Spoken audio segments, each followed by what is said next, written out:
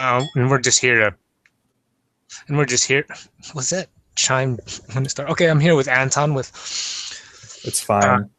the guy, the guy whose YouTube channel is called Tenuous Theories. We're just here to discuss casually, but kind of rigorously, philosophy in general. Right.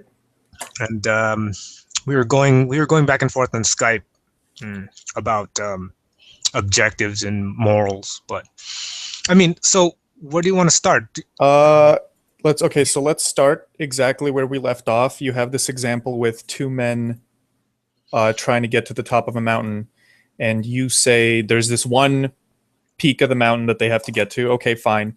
And you're saying their paths are different. Right. But there is some similarity to their paths, right?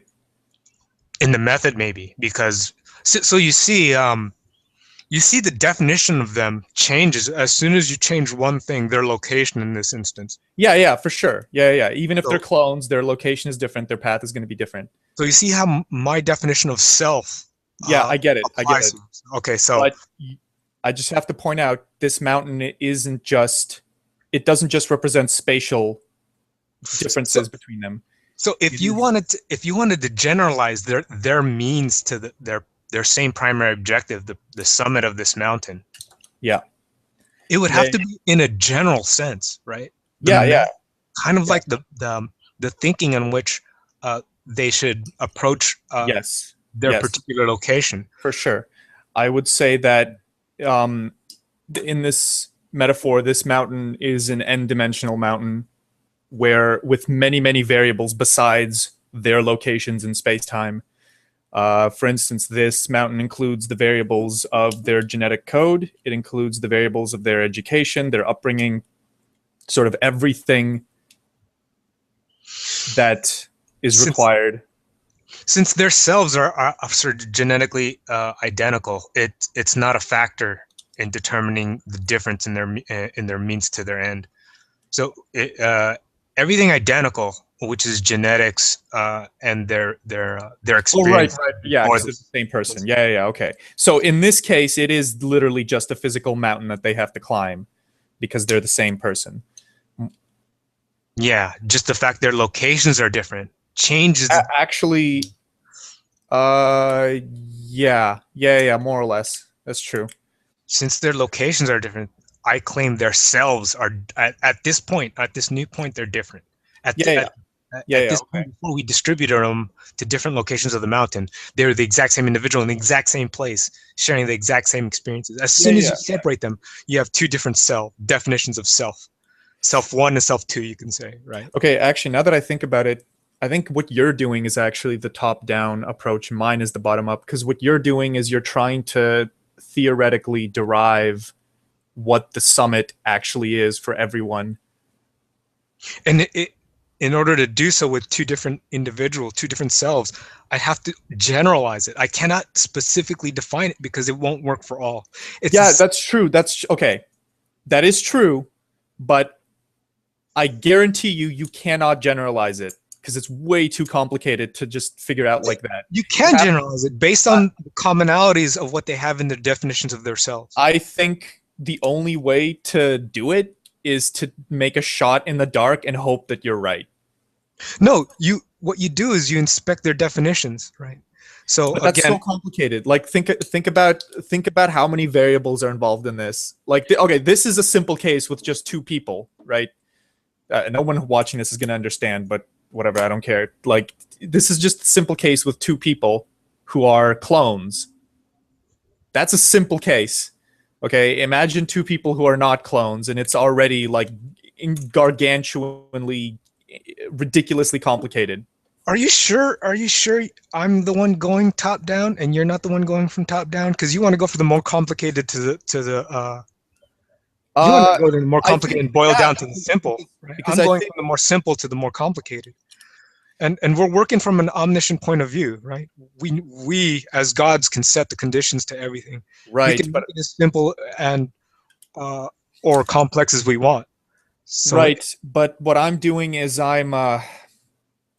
I'm using my creativity and my sort of imaginative capabilities of imagining all possible paths that these people can have and trying to guess and sort of estimate what the best path is. But you agree as um, you. I think I had to establish one thing. So I have a case that all value is objective, right? Yeah, I know. So based upon how well your objective is, right? The more restrictions you add to your objective, right? I want to get to this point the fastest way possible. Yeah, I know, but you're not like I don't think you're gonna get there. Like okay, fine. Let's try it your way. Like where do we go from here? We have this summit of this path. We have two clones. They start at different places. Let me remind, this hypothetical I brought up was just to show that once something is different in the definition of self, the means to an end become different. Right. You automatically you see that there is no other purpose for this thing, this hypothetical, other than to demonstrate that. I agree. So as far as determining morality, that wasn't the purpose of this hypothetical. Okay. So let's come up with a hypothetical where we are determining morality. Okay, so it'd be more appropriate to bring up the two-man universe, right? Trying to survive. Yeah.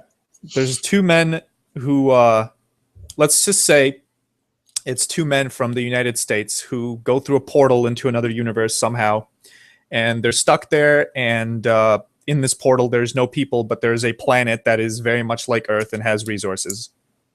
Okay, so you agree that in any set of limited technology there's going to be a limit to the population that the technology and a limit to the population, like how many people you can have at most. Yeah, just from the argument of space alone, right? Yes, of course. Why would I mean, there's not going to be an infinite population. In fact, I think I mean, this is kind of a segue, but I think there's predictions that population growth is actually going to it's sort of going to peak. Like it's not just going to keep growing exponentially. Like around 2050, it's going to peak at like 10 billion or something and not grow any because of carrying capacity of the Earth and stuff. Yeah, carrying capacity, logistic growth, right? Yeah. You're going to exponential growth. I mean, well, it's not exponential growth, it's logistic growth, right? Logistic growth. Yeah,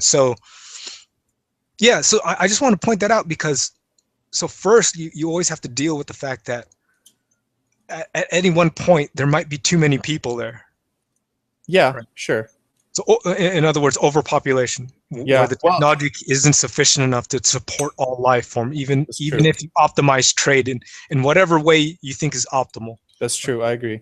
And honestly, I mean, as far as a world problem, like the population's growing, from what I understand, in like developing countries, and not like in the United States or places like Japan, people aren't having like 10 kids per family, right? So the population's not growing as fast. Yeah. It's you'd have to have at least an average of 2 kids to maintain the population. Yeah, right, for every couple.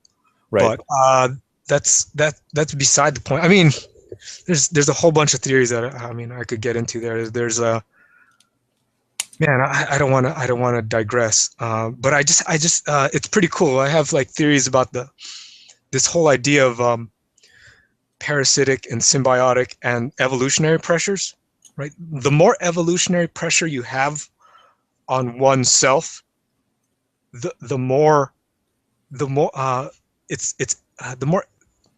things are trying to act to kill you, kind of, the more the evolutionary process is accelerated. That's what I think. Okay. That's why that theory, that kind of theory about why people are more intelligent, why other races are more intelligent than others, and they attribute that. I haven't read about the theory. I've just heard about it. So just from hearing about it, it kind of makes sense with my theory that of accelerated evolutionary pressure. I mean, I'm sure it definitely makes sense, because it's like if you have a bunch of bacteria and you kill them with antibacteria, the ones that survive are going to reproduce, and you're going to have medicine-proof bacteria. On a microevolution scale, it's easy to prove, or it's easy to find evidence for. Right. Anyway, I mean, let's get back to this. We have two people. I mean, in this case, the population's too small for them to sustain themselves. They're probably going to die eventually. In fact, certainly. Let's say resources are abundant. Resources are abundant, but technology is limited. Yeah, technology is limited, and there's no way that two people by themselves, within however many years they have, can invent the technology to artificially expand their lifespan. So they're going to die. So it's just a question of deciding what do they do within like the 10 years or whatever. This could actually make for a very good novel. I would Sci-fi. Very good sci-fi novel. Yeah. Now, okay, let's simplify it even further that there is no death. I mean, there is death, but it's dependent upon the production and consumption of the only one good in the economy, widgets. Right. So there is no death as far as like Biological death? Yeah, biological death where, your cells just can't, you stop Okay. So then we have to assume that the place that these two guys came from, because they came through a portal into this universe, they're basically some kind of cyborg organisms or whatever whose cells artificially regenerate from solar power or something. Yeah, just purely dependent on the widgets themselves. Okay, fine. Sure, that's possible. Their lifespans are completely determined by their their ability to create widgets. Create and consume the widgets. Right. Okay, so this is already complicated, because what do you mean by creating consume widgets? Remember, that's the only good in the economy, and that's I know, but that's too abstract. We need something specific. What are they creating and consuming? No, that's actually not. You mean too specific? That's actually general, right? That's too general. Yeah, I mean that's too. No, it's defined enough. That's all you need. Are you sure? From there, you can complete the analysis. Okay, yeah, fine. I can't see where they're adding more definition to it would only just complicate. I'm sure that it would, but I'll just bear with you here. Okay, so these widgets, just general widgets, we don't need to know the process on how they sustain their life, but that's all that's need to perpetuate their life. What are the widgets made out of? Doesn't matter. Oh my god. Okay, it doesn't matter. It's just an abstract widget. Sure. I mean, you can call it. If you want to get physical, you can call it and try to preserve conservation of energy or whatever. No, see, okay. It's a form of energy that they must consume. So the reason I'm picking at the details is because I am sure that just by going in at an abstract way, I could find a contradiction. Some kind of weird. Yeah, like, I know what you're saying. You can feel like where it'd probably be critical in further analysis, but like this analysis could have flaws if we're not. I disagree with you, and by only going through the process, we'll see if one of us is wrong, because we could be both wrong. I can admit, I mean, there might be a further need for further definition, but at this point, I don't see it. Okay. All we need is that these widgets are the only thing that sustain their life from moment to moment. Let's say. Okay. So production and consumption of it, and that's their objective, right? Existence. They need to sustain their own lives, right? Yeah, and if you remember what we were going through Skype, that should be their only objective, because if it isn't, well, it's going to be their only objective because they're people, and there's no other.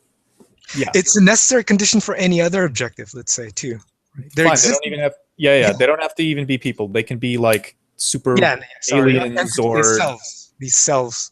Yes, whatever. Consciousnesses. Cells, just a set of whatever defines them to be even more. No. It's important because you can define a rock as a self, right? Yeah, like you mean a conscious? This needs to be some kind of a conscious self. Okay. Yeah, that's actually striving for one's own existence. Actually, I still don't see. Although there are consciousnesses that want to cease, so let's assume they go extinct. Those go extinct. Those go extinct eventually. See, that's the thing. I'll always go to that. Right. Once you bring up, there are people who want to commit suicide. Yeah. There's people who. All things equal, but you'd also have to. So when you bring up this thing about self-destruction, right?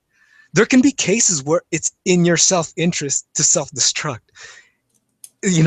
There can be weird circumstances. You'd have to complicate them, but I can construct one, like self-destructing in order to, I don't know, somehow make sure that your genes survive somehow. Yeah, Like, yeah, like you're sacrificing yourself to save your children or something. I mean yeah, really or the human self-destructive. race, where you knew you were gonna die anyway. Yeah. There's tons Makes of a decision. noble self-destruction like stories that exist. That's And fine. yeah, that's why my theories are consistent with this. Okay, fine. These instances of quote unquote altruism, Yeah. poorly defined. Quote unquote altruism. Oh my Yeah, god. quote Don't unquote say it. altruism. Not it's not Where it's well defined. Screw you. Okay. where Uh, where where I have a specific definition of altruism in a quantitative form. Where altruism, I know I'm digressing, but pull me back later. sure. So altruism is where an action is where the cost benefit analysis is positive for others and negative for yourself. Sorry, I should refer to actually what I typed down, but I don't know if you can say that though, because no, if I you mean, define it as such, but then altruism doesn't exist by that definition, because I'd say everyone who's altruistic, their cost benefit analysis is that they benefit from being altruistic, right? or sorry, maybe I'm thinking of another one. Here's one where they actually put zero weighting on their self cost benefit analysis, and they only take into account Yeah, that's but other that's stuff. Either they put a negative weighting on their cost benefit, or zero, something less than positive, right? They yeah, I put a see what you're saying. non-positive weighting on their own cost benefit. They only consider others. I would argue that that doesn't exist. No, that exists, but it's going to go extinct. No, that doesn't exist That because can and no, probably no. does exist. Because by definition, a person who is altruistic, they are getting something out of it. They have this need to be altruistic. No, but you can't say that for everybody. I know what you're saying, but there are some people who believe they're altruistic who actually get something out of it. There are some people who actually put themselves at a disadvantage. They put themselves at a physical disadvantage, but emotionally they are better off for being altruistic. No, I'm not restricting it to emotional, sum total, right? If you put a weighting between physical and mental, right? Even that, even considering all disadvantages and advantages, there. In other words, there can be instances, transient instances of mutations that do this. Right? I mean, maybe these people are making bad decisions, but I can't think of a situation like this. But then again, I have no life experience. Bad decisions. They if you do this over time, you're going to get canceled out. You're going to get selected out from nature. Right, I get it. But give me an example of a person who would do something like this. No, you can have this. So, for instance, anybody who throws themselves over a grenade, like on the battlefield, there's probably instances of this. I know they do it in movies, but there's probably an actual instance of this. Right? I would argue that they get something out of that. They think they do. So here's where my debate with Manu kicks in. Again, the difference between expected value and actual value, subjective value and objective value. This is the thing. What people think isn't what reality is, right? What you think might be in your interest when you throw that in your grenade, what you think you might get out of it. Obviously, he's not getting out of it when he's dead. But maybe it is in his interest, because if he sacrifices himself and keeps his friends alive, then that is in his interest. We make mistakes, right? We often regret actions we do because we were wrong, obviously, right? Sure. So, I mean, so that's my whole point. We can be wrong, and that's why I kind of first called in about subjective. Maybe we should talk about that first. I know what you're saying. I mean, honestly, I want to go back to the example with the two guys, but I don't agree that, like, I would say every person that's altruistic is getting, they're getting more out of it. You're almost arguing my case for self-interest. I almost am, but I'm not, which is the weird thing. You're like saying you're kind of being cynic. You're being cynical about people's altruism. Here. Not. I am, and I'm not. What you're kind of saying is that all altruism is a form of self-interest, subconsciously or consciously or whatever, what have you. It doesn't matter. I don't. Yeah, but almost arguing there. That self-interest doesn't diminish the, I don't know, the honor in it, I guess. Intent. It's based on intent versus what It depends on the situation, but see, it it's beautiful if you distinguish between subjective and objective value, expected and actual value, right? It all makes sense when you make that I don't want to talk about subjective and objective because I like very I different. think you might. I think it's necessary in order to progress even that two-man hypothetical. I think it's necessary. See, Well, this is what my next video was actually going to be about, is about subjective versus objective. But hold on, let's just try the two-man hypothesis without. I think that's more essential. I think. Hello. That's the problem. That's for the hypothetical. I'm like lagging. We're gonna be talking about how we value these outcomes. Okay, fine. So we're changing the debate to subjective versus objective. Fine. And I don't distinguish between value. That's the same thing as value, because value, to me, I have a specific definition of value. I'm paraphrasing it, but so the definition of value is a measurement of an object or a quality of an object.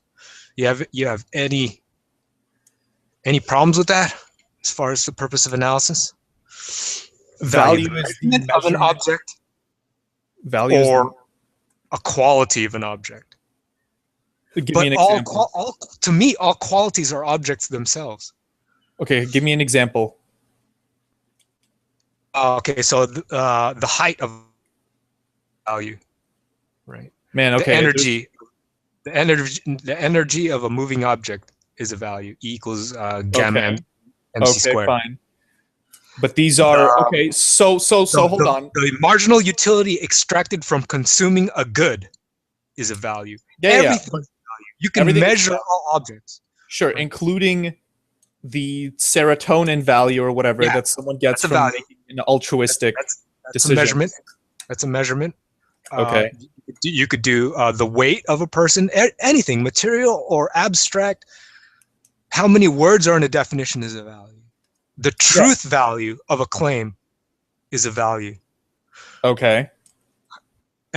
And all these are values, and I claim that values are a type of object. So all objects. So objects are a conceptual thing. I think I have to define object. Yeah.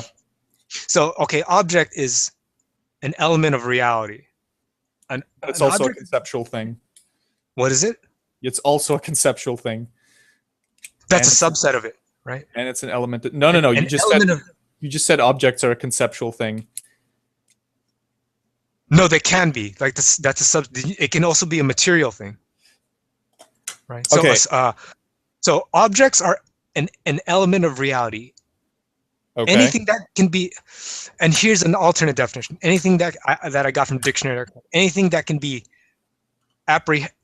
theoretically apprehended by the mind. Okay, sure. But I just want to point out that the dictionary.com definitions don't make sense.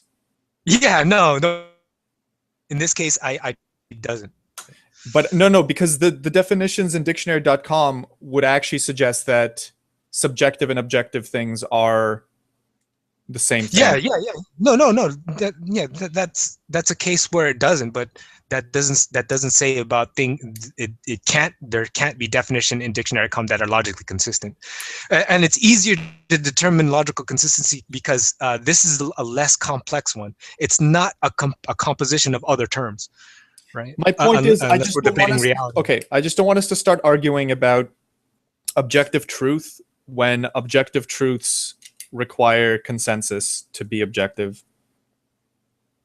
Yeah, we didn't even define objective yet. So okay, fine. Let's go. Let's not go there yet. But okay, so if you agree that all value is a type of object and all values are just basically measurements of an object, or wait a second, I don't agree that all values are objects.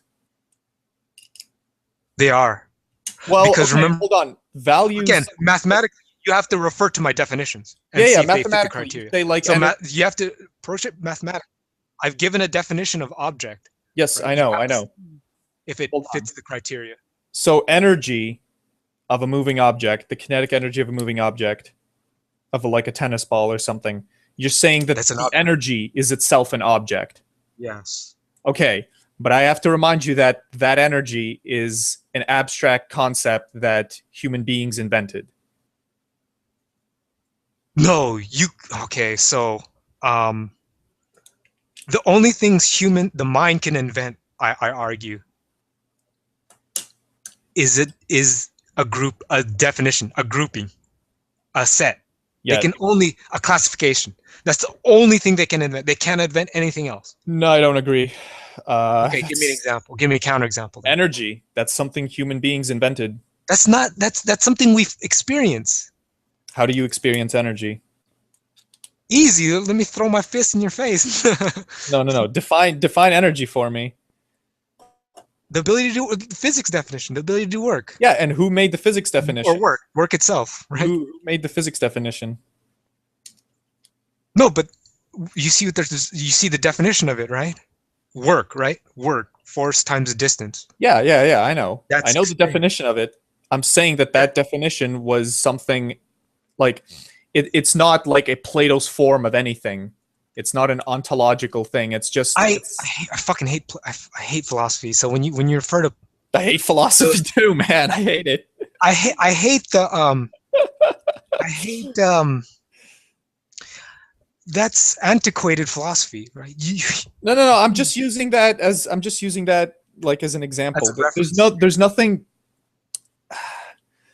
Like they experience it. The thing is, okay, so here's what I argue. The human mind wants to make sense of what it experiences. Yes. So it'll classify things. It'll group things in order to understand them. Yeah, and that's what energy is. Okay, it's a way for us to conceptualize the experience that people have. You're referring to the concept of energy, not the phenomenon itself. The grouping of things. You can't. That's my point. You can't refer to the phenomenon itself. You can by classifying it. Right? No, you can't. The phenomenon itself is a Plato's form. You can't refer to the phenomenon itself. No, these phenomenons itself are empirical. They're actual element. They're real. You're going to say they're real, but real is something that's seen and observed, right? No, an object isn't dependent on on it being seen or observed. Yeah. See, the thing is, it does. See, we're assuming objective reality. Do you agree with me? You assume there's an objective reality. You take out all the human beings and all the minds in the universe, and there's still objective reality. No, I don't agree with that, because I think if you take out all the minds, you can't say whether something exists or doesn't. No, it doesn't matter. I mean, will there still be a universe if all human beings die? That's a different question. Right? Yeah, that's an entirely different question. You're asking, imagine a universe. Is there an objective reality independent of mind? At best, what we can say is we can make guesses as to what that would be, but you can't know for sure. Like you're asking, imagine a universe that you can't see, you can't observe, you can't do anything with it. I can't tell you anything about such a universe, right? It's completely dependent on observation.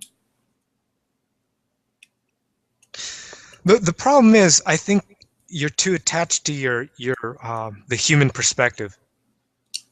It's not that I'm attached to it. It's the only thing that we have. No. Yeah, cause that's yeah. I mean, but you have to try to detach yourself, and that's okay. So you have to assume there's an objective reality independent of mind, right? The only thing that mind can do is link things by classifying them into sets.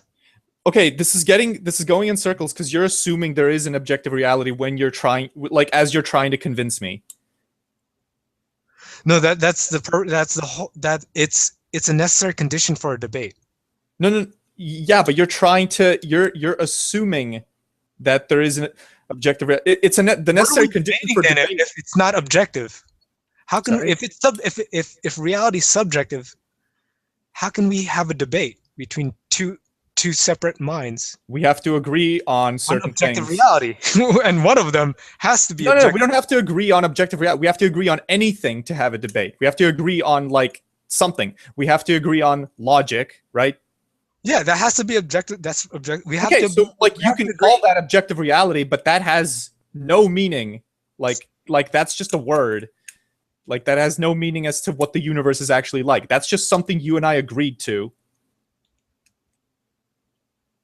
Not if you.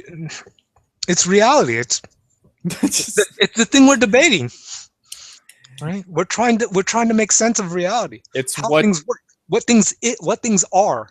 The I know. positive. I know. But it at best, all of that is just our like frail human conception of reality. No, reality isn't what you think it is, and you have to agree with me. Are you listening to yourself? I'm trying, but I'm not a verbal guy. Reality isn't what you think it is. Yeah, So, of course. so it's what you think it is. It's not what No. I think it is. It's what it is. I There can is say, no I can what say it one thing is. for certain. Reality is what it is. Right? There is no what it is outside of what we think it is. Man. There All right. is no. There Like is, this is just this isn't something. Okay. Let's just be real here. The fact that you and I disagree on this has nothing to do with our use of logic, because in order for logic here is in- circular. logic is circular. Both of our logic here is circular in trying to prove the other wrong, which means that objective and subjective are just like axioms that our minds have rather than something we can prove. Okay, so I'm just gonna bear with you and hope it doesn't lead to a contradiction somewhere. I don't even know where we were. We're all things. I think subjective versus objective. Where were we at in that point? Do you kind of agree with me that there's nothing that is not objective? Yeah, and there's nothing that isn't subjective either. That's wrong, right? No, that's not wrong. I'll agree with you. That's wrong. Like here's thing when you're so give me an element. Okay, here's my challenge. counterexample. Give me an element that is objective and not subjective. My height from a particular point of view. Right. What do you mean by a particular point of view? If I give you the specific point of view, right? So my height 3 feet away from me going at the same speed as me will be measured is an objective measurement. You are compelled. You're either right or wrong. Once you say a number, if it matches the actual number, you're either right or wrong. And that's objective. Well, it can't match. Your mind cannot determine that. Here's and remember, so subjective in my definition is things that are determined by the mind solely. Okay, let's break this down. How do we measure height? We measure height with comparing meters. Comparing it to another human. Yeah, but do you know? Yeah, it doesn't matter compared to another human because there is an error whenever I measure your height with a ruler or any measurement instrument. There's going to be an error on that. It doesn't matter the precision of your instrument, right? The answers exist. The answer exists. Does it exist? You're trying to find it, right? No. Does it exist though? Because where do you should assume so, right? That's the assumption. Objective reality exists. So can you assume that? No. But can you? Where exactly do you end? Because your head, assuming that's the top of you, has hair. Hair is made of keratin. Keratin's made of atoms. Atoms are made of electrons, which don't have height or distance. They're just wave functions that are completely like quantum, right? So where do you end? Maybe you should. That's beyond the scope of this argument. No, that's the point. That's the point. Because they don't know. Like, I mean, yeah, you'd have to give the definition of height precisely. I can't. There is no precise definition of height. There is no precise definition of height or length. And that's the thing. So if there's no precise definition of something, then it introduces what I call subjectivity. Yeah. Where Exactly. it introduces, yeah. Oh, okay. So if you were to go down to that point, I mean, if you go No, to look, subjectivity isn't a big like this subjectivity isn't a big deal. Like it's still okay, right? We can still agree on things, right? We can still try and be more accurate and make our measurements more accurate. It's not like it doesn't, who gives a shit if it's subjective all of a sudden? Hello? no, I'm just thinking about that. Like I'm not. I'm just thinking. So now, I've made the claim that subjective is a subset of objective. I've never considered the case where they're the same set. Well, They're subsets of each other. The reason this is what my next video is about. The reason I got to that conclusion is because I realized that objective is a subset of subjective. And so I really think the phenomena of subjectivity, the way I define it, things determined entirely by the mind, has to do with definition. And the thing is, in order to have something perfectly defined, do you need to have infinite definition? That's what I'm thinking right now. That's why you hear silence. In order to have everything perfectly defined, do you need infinite definitions? That's why yes, you hear silence. You do. Because it's going to get circular. You're going to be like, well, how do you define mind? And it's be like, oh, well, mind is something that's conscious. So how do you define consciousness? And you can just keep doing that, right? I know. Yeah. So is circular definition the same thing as a circular proof? Circular logic? Look, it's okay if we have some circular definitions. Everyone does. We can just get past that by agreeing on them, okay? Yeah, so I'll agree to call, measurements that you and I make to the best of our ability. If I had an infinitely perfect definition, an infinite definition that was perfect, then it would become purely objective. In other words, subjective is like freedom to interpret, freedom to define, to add definition to something. That's what I claim subjectivity is. Yeah, and there is some of that going on all the time. Especially in casual conversations, when you refer to something as poorly defined as like beauty. Yeah. Soon when you say something is beautiful or something is good, it's so beautiful. poorly defined, it introduces... Yes. I would say anytime we're talking about objective reality, what we're doing is we're approximating objective reality. We are not actually... So again, you're assuming objective reality exists to approximate it. Yeah, it's circular. I know it's circular, but I can't, you can't get around the circularity of it.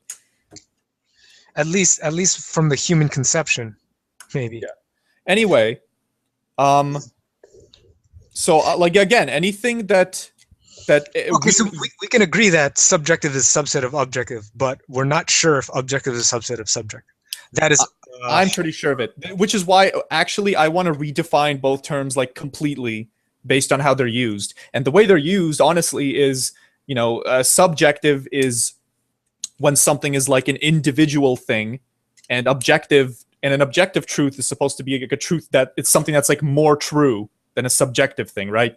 This is how the words are used, and words should be defined based on how they're used. So I would want to redefine both terms. I just call, if you adopt my definition set, I define what you're referring to as subjective as opinion. It's still objective too. Well, that's all it is. It's just an opinion, right? Again, if I'm like one person in the universe, then all of my experiences are like the truths of that universe. There's no other conscious being in this universe to conceive of it. I understand your partition, and I understand it's just perspective dependent on my definition set. Yeah. Okay. So my definition set covers yours. It's the same. It's virtually this. It is virtually the same thing. We can't agree on words. That's why I think it's stupid, and we should all kill ourselves. Okay. Here's the thing. When people want to define the complement of subjective, and I just don't want to call it objective, right? Yeah, no. I definitely agree with that. The complement of subjective, let's just call it non-subjective. That's what you're referring to with objective in your definition set, right? So your objective is what I call non-subjective.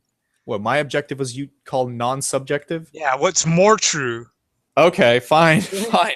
It's just definition. Valid. I mean, what I would call, I actually call it ontological truth. Oh, let's try not to use fancy words. No, philosophical terms.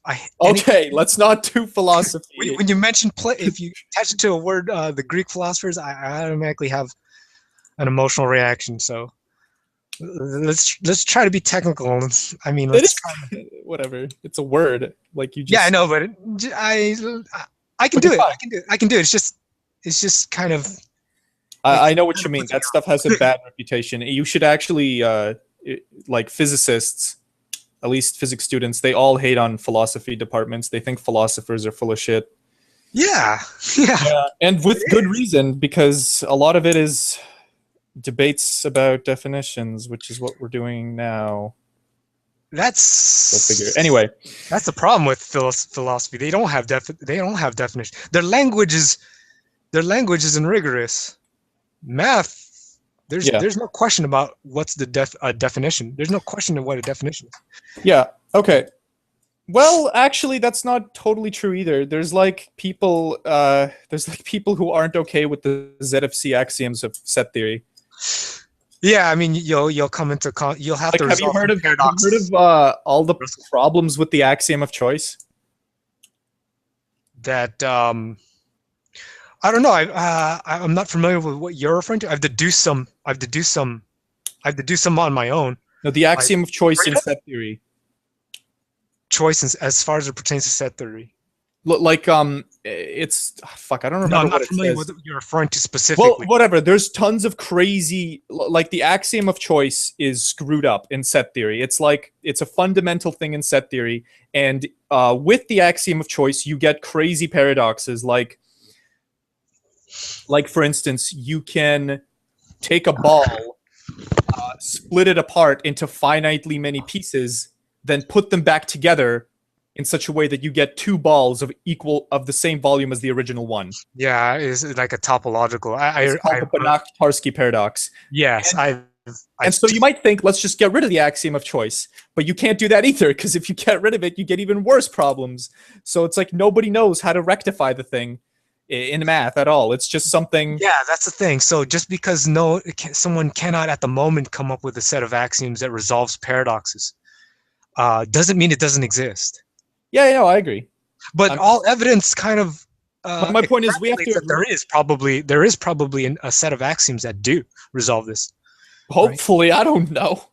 I mean, every paradox we've come across. I mean, a lot of the paradoxes there used to be have been resolved. Yeah, for sure. So it gets better and better. You can see the evolution, and it kind of points to.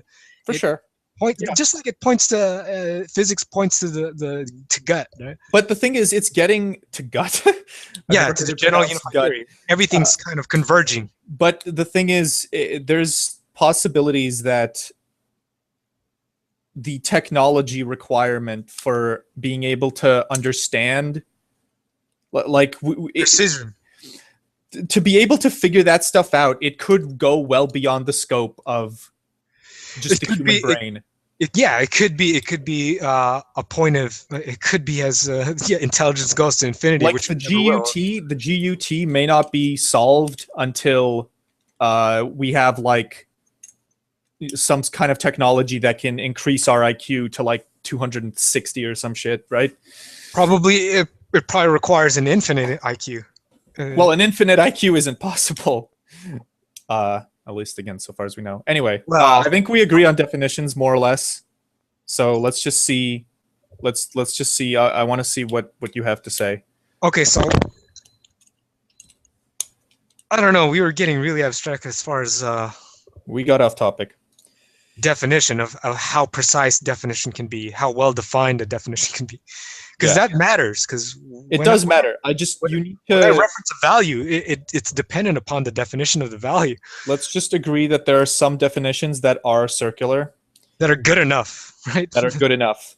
Sure. So when I say the height of me, you generally get the gist of. Yeah, generally I get the gist, but I'll give you the height to like the centimeter or something. Yeah. Okay. So the height rounded off to the closest centimeter. Sure. That value is compulsory. What part of that is subjective?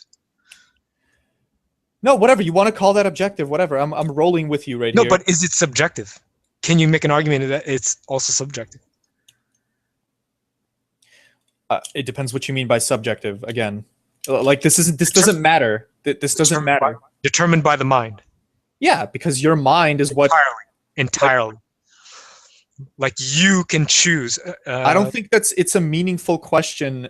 Yeah, because centimeters are something that are defined by human beings. If like that's a word, right? If someone else defines centimeter as like a kilometer, then no. Okay, so the definition of centimeter is fixed, right? Because people agree to it. It's assumed that it was agreed to. Yeah. So if we all agree to what a centimeter means, then yes, then it is like hard truth there. So everything is well defined. Everything becomes objective. Sure. So you can see definition subjectivity is dependent upon how poorly defined how poorly defined your query is. You can necessarily erode all subjectivity out of a question by properly defining your question. That's my claim. More or less. I don't think you can totally once we've agreed to and defined centimeter, the unit we're comparing it to, and put it in proportion to that, and I show you the exact object I want you to measure in exactly the perspective of measurement, it becomes objective. Right? I define it well enough. It's like adding more equations to the system of equations. I know what you're saying. I restrict you to an answer. I agree with you on the definition of centimeter. You can actually over-define your query into making there's no solution, right? An over-determined system, right? Versus a determined system. There's an over-determined system. Whatever. Okay. Like, can we move on? Like we agree on definitions. So you agree that at least we agree that subjective is a subset of objective. Yes. We're not sure if objective is a subset of subjective. There's a case. I'm sure. There's probably a case for both. Let's not go into that. It's not important. Let's not go into that. It's not important. Okay, I agree. Okay, and there's evidence that you can eliminate all subjectivity by defining what you're referring to. You can eliminate all subjectivity by defining. Sure. Okay, so when I'm searching for your height, if I give the perspective from which I want it from. Yes. Yeah. Okay. The definition of height in what units exactly. Okay. Okay. Let's get back to value. So there's value. Values are objects. Height. It's a measurement of object. Sure. Objects in themselves. Via this definition of object. Sure. Yeah. Okay. So any value that includes the value of a good, right? Or the value of how you spend your time. You're valuing an activity over another. Yeah. It's a dynamic process as far as that's more complicated than stuff like energy though. Because like how you spend your time or what you enjoy, that's dependent on brain chemicals and very complicated things like that. In a way, yes, you're correct. In a way, it's more complicated. In a way, they're the same. They're essentially just a subset of the other. Yeah, it's a subset of the same thing. But I'm just saying it's more complicated form. It's a much more complicated form than basic quantities in like physics and stuff. You know why? Only because human experimentation is looked down upon. Yes. That's the only reason why. Practically, it's just as easy to dissect the brain and start analyzing things chemically. It's just that people don't want to be killed, right? That's the only complication in the matter. I don't think that's true. The fact that there's a conflict of interest here. I think the difference here is in the complexity of the brain rather than like physics. How can we conduct experiments on the brain without killing them? Well, people that die, or no, animals, right? Even on animals, similar biological structures. Yeah, but there's people who do that, who kill animals. We can't do it. I mean, there are laws against it, right? But it was still, it used to happen. I know it used to happen. So the complexity is totally artificial, right? But there's also no. It's not artificial. It's definitely not artificial. The human brain is like the most complicated structure on planet Earth. Only because we can only analyze it post-mortem, No, right? not even not even because of that. Like even like I mean, you can do brain scans when a person's Yeah, alive. that's less limited than actually, Yeah, okay, that's limited than actually cutting a person up. But even cutting a person up, it would still be like complicated. It would be way more complicated than anything people do in physics.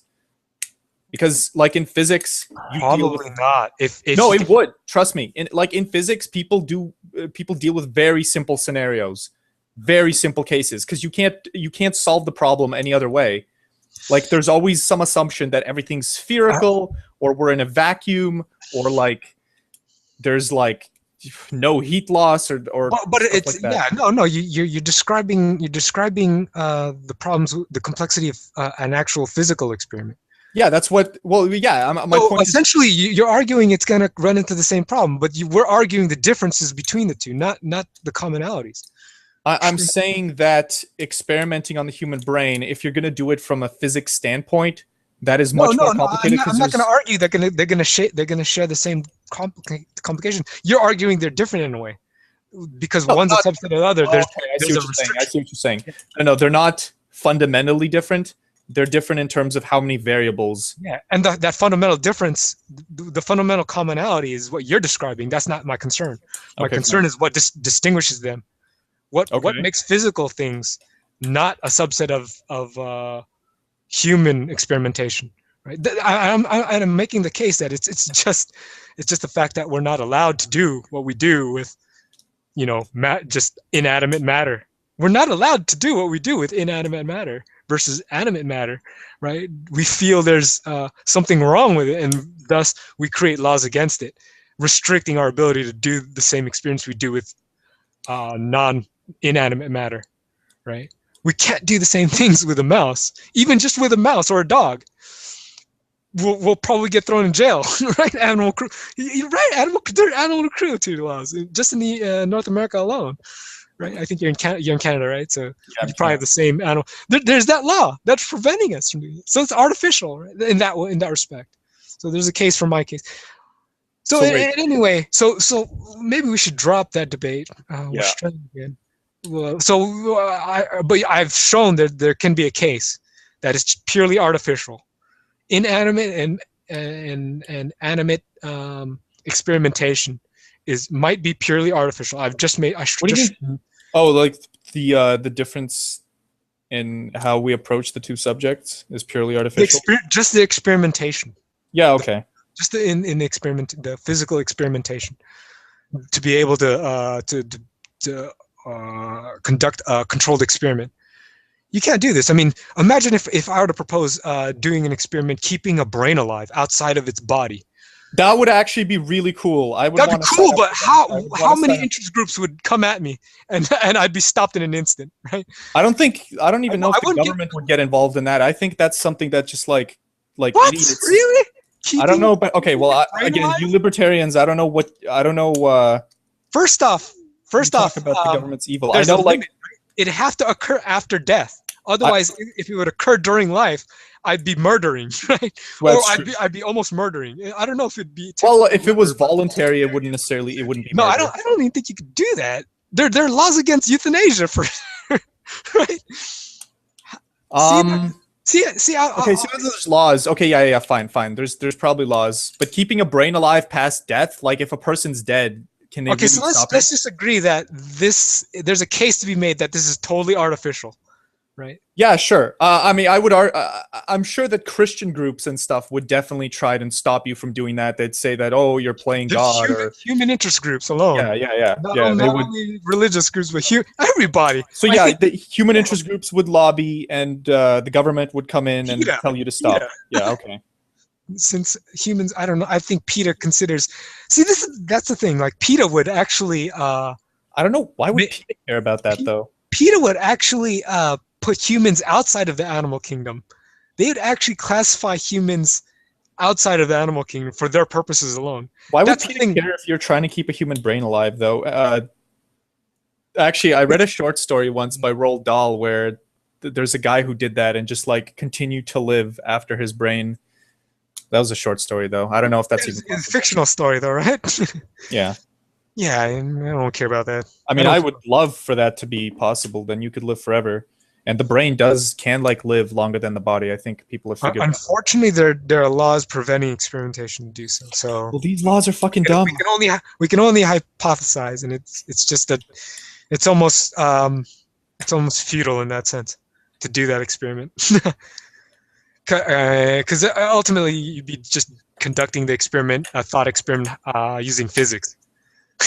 Right. Who cares? Anyway, who cares about this? Get back to value. Objective. All value again is objective. You still haven't come to me with a counterexample. No, I don't. I never disagreed with that. So just the fact that you can't come over with a counterexample is evidence toward and you can just by inspection of my definitions. You can't prove it. Right? I am wholeheartedly agreeing that via the dictionary definitions of objective and subjective, that subjective is a subset of objective. And all value. Now we're debating all value is objective. All value is objective, yeah. Everything is objective. Everything by default is objective. Yeah. Yeah. So now value, including how you value. So when people say how you value things subjectively, what they are referring to is expected value. Expected value? Yes. Are you familiar with that has a specific meaning in expected value is the mean. Expected value in mathematics is the same thing as the mean. You've taken quantum. You've probably taken elementary probability. Yeah. So the mean, right? The weighted average, right? Probability times. How would that? I don't see how that has to do with what you value, though. Why is what you value the average value? Like, because you're unsure about everything.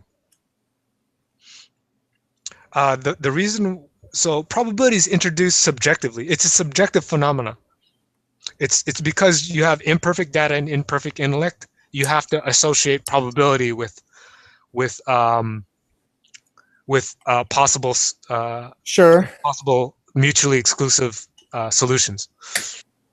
You have to attribute probability to each of those solutions, and you can come up with an expected solution or an expected value. I made up that expected solution up. I'm not sure if that even works, but okay. So like let's take morality, for instance. Let's go into a macro topic of morality and valuing an action from a particular perspective. Right. Because I claim you cannot value morality from an objective point of view. It's a poorly defined query. Okay. You have to introduce from what perspective as part of the definition in order to eliminate all subjectivity. Okay. So whether an action or not is moral or not is objective, I claim, once you introduce the perspective in which you're evaluating morality from. Once you introduce the perspective, okay, fine. So let's do that let's fortify that with an example, right? Can you give me a moral hypothetical, and if this action is quote unquote or not moral, good or bad, right or wrong? Well, if I have to specify from which perspective I'm looking at it, right? Yes. Okay, so let's say I'm looking at it. We can analyze it from both perspectives if it involves. Well, let's say I'm looking at taxation from the perspective of a libertarian. Is that fair? Is that a fair perspective? It's kind of general, but it might be specific. It might be good enough. It might be good enough. So then I'll allow you to proceed and see if. I mean, I imagine most libertarians would say that taxation is bad. Yes, now the argument's utilitarian, right? And you've seen the argument when you've taken macroeconomics or micro. It's probably in both beginning sections of each textbook. That argument's there already. You know it, right? Well, I'm not sure that I do. What argument? The deadweight loss? Yeah. I've seen that.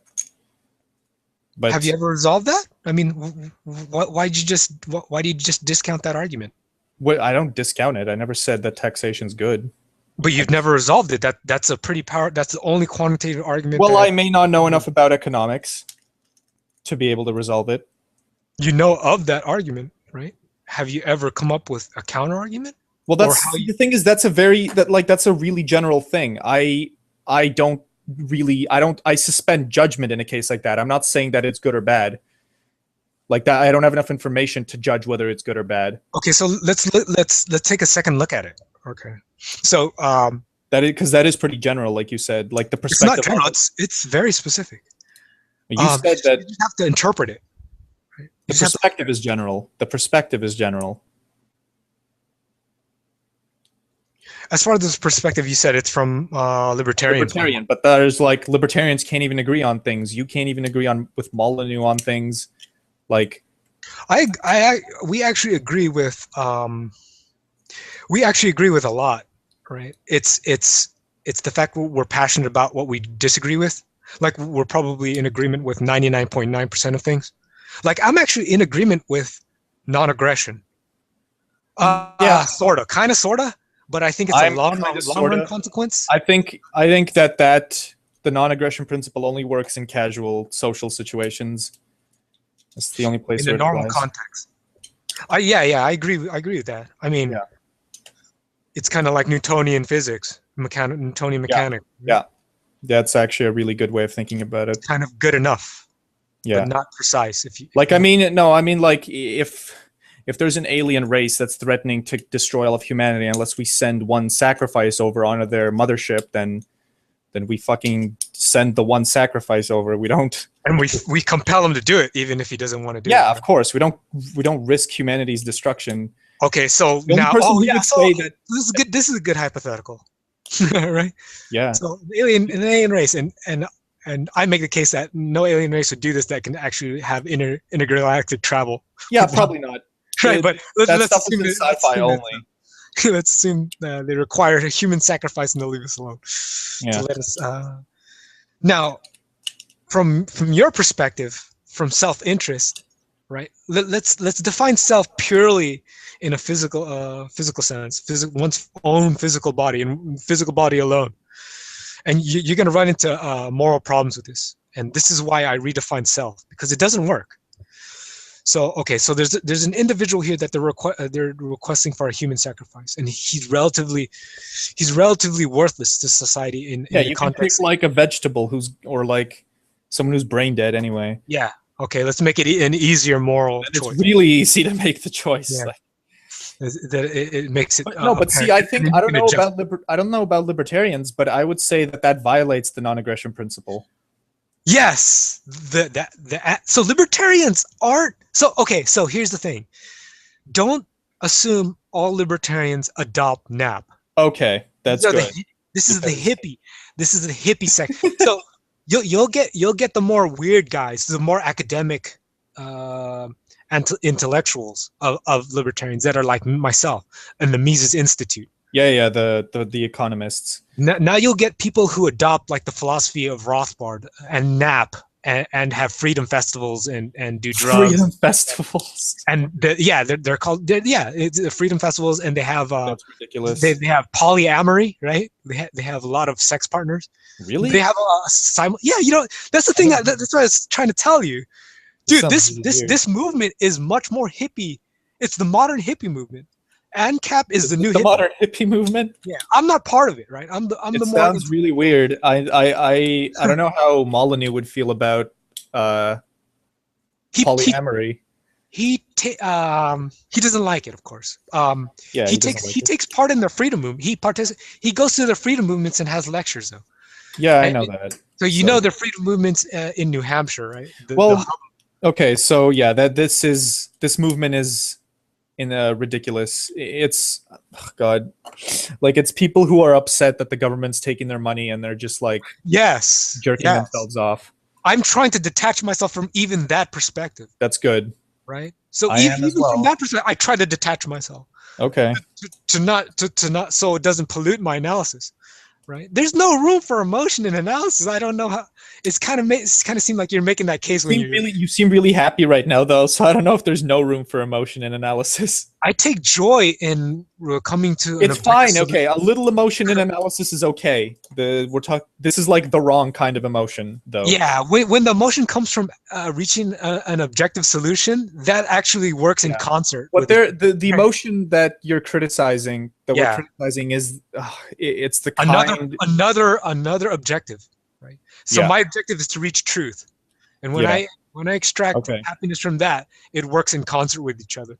When you have a secondary objective that's not that, anything other than reaching truth becomes a problem with analysis. It leaves a possibility for a conflict, right? Where you'd have to choose between the two objectives. See, this is where I thought about it. You know, you can't have mutually inclusive objectives, and by objective I mean goal. Right? You can't have mutually inclusive goals. Mutually inclusive goals? Goals that intersect, because you have to ask the question: what happens when you're in a situation where you have to choose between one goal and the other? So you have to prioritize goals. You have to have one goals. Mutually inclusive is when they intersect. When the intersection is not the null set. Okay. Mutually exclusive is when their intersection is the null set. Yeah. So go back to the alien race. Yeah. So I think so let's go back to the moral hypothetical and evaluating from different perspectives of an action. Okay.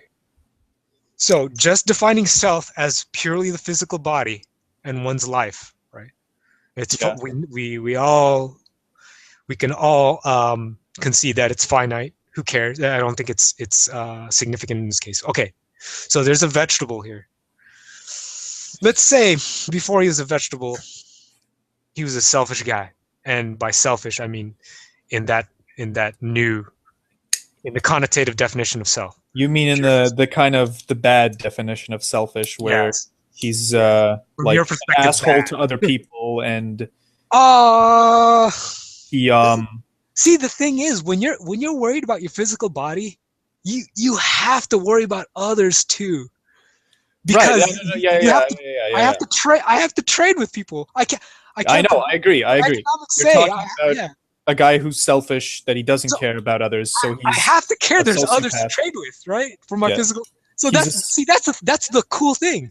Nature, even if you adopt this selfish physical body definition of self, it forces you to care about others. That's the beauty about it. That's the objective concept. I like how excited you're getting about this. Yeah. I love it. I love how beautiful it is. It is pretty. If you adopt this economic analysis, it actually goes to where. No, I agree though. I would say, caring about others is caring about yourself. Yeah, you have to. Otherwise, imagine yourself alone. Imagine. Okay, so for the audience watching this video, imagine yourself. Let's just snap our fingers and magically make everyone else vanish. You would die within. Yeah. Well, I mean, no, actually not, because you could like rummage through. Eventually, you could rummage through stores, but eventually your water's gonna stop pumping. Your electricity is gonna stop. You could still rummage for that for a pretty long while, but it'd be. It's essentially gonna be like Walking Dead without the zombies. Yes, and take out all the residual production of the past. Yeah. Now you have to produce. Your self-interest equals other people's self-interest. The reason can I just say something? The reason sociopaths don't work with that assumption, if they don't, they go extinct. That's the cool thing about nature. Eventually, but the thing is, they don't care about going extinct. The only thing they care about is their happiness or their well-being for however long their lifespan is. Okay, so here's the thing. I don't even need to. So the nature argument, you know it. I'm sure you know it. I don't even have to resort to that. That's my last failure. That's your last resort. It's an easy one, right? It's an easy one. They'll go extinct, right? Yeah. That's an easy one. Now here's the other one that you're searching for. The one that you're more likely to accept as a solution to this. Here's the thing: the game isn't just played with one player, right? When you take into account the actions of the rest of society, right, with this sociopath, Yeah. they'll make the calculation of the value of this sociopath. If the net value of this sociopath is negative, they're gonna get rid of this guy. Well, but sociopaths do kind of thrive, at least until they're like in their 30s, and the reason is that people aren't good at recognizing them. That's the thing. So the ones that aren't, I think I have to resort to the nature part there at that point. You do. At They will point, eventually go extinct once. Yeah, the ones who don't recognize him will Yeah. go extinct, which will leave the ones who can recognize him, Yeah. which will make him go extinct. But again, this is very, like, this could be thousands of years down the line. Like in the meantime, in the like not necessarily too. So in this case, well, it's not going to be okay. So let me not go that path. It's not going to happen tomorrow. Let me not resort to the failsafe again. So okay, so in that case, I resorted to the failsafe. Now, not resorting to the failsafe, which already proves my case. Let's go to a more substantial claim. Right. Again, let's take into the actions of this thing. So when you agree that not all people can recognize this negative sociopath, right? I would actually say very many people can't. Like the vast majority of people can't. But you agree that, okay, I'll concede that for the hypothetical, but you agree that there has to be some people that do. Yeah. Now, well, I do. So yeah, okay. That's some people. So okay, that's proof, right? That's already proof. One proves my claim that some, right? Okay, so actually, you can't agree. You can't identify all negative sociopaths. Some might be I might be a sociopath. Well, I don't know if you might not believe me, but there might be a sociopath out there that I don't know you well enough to know whether you're a sociopath. Depends how you define sociopath. But anyways, no, it doesn't. It doesn't.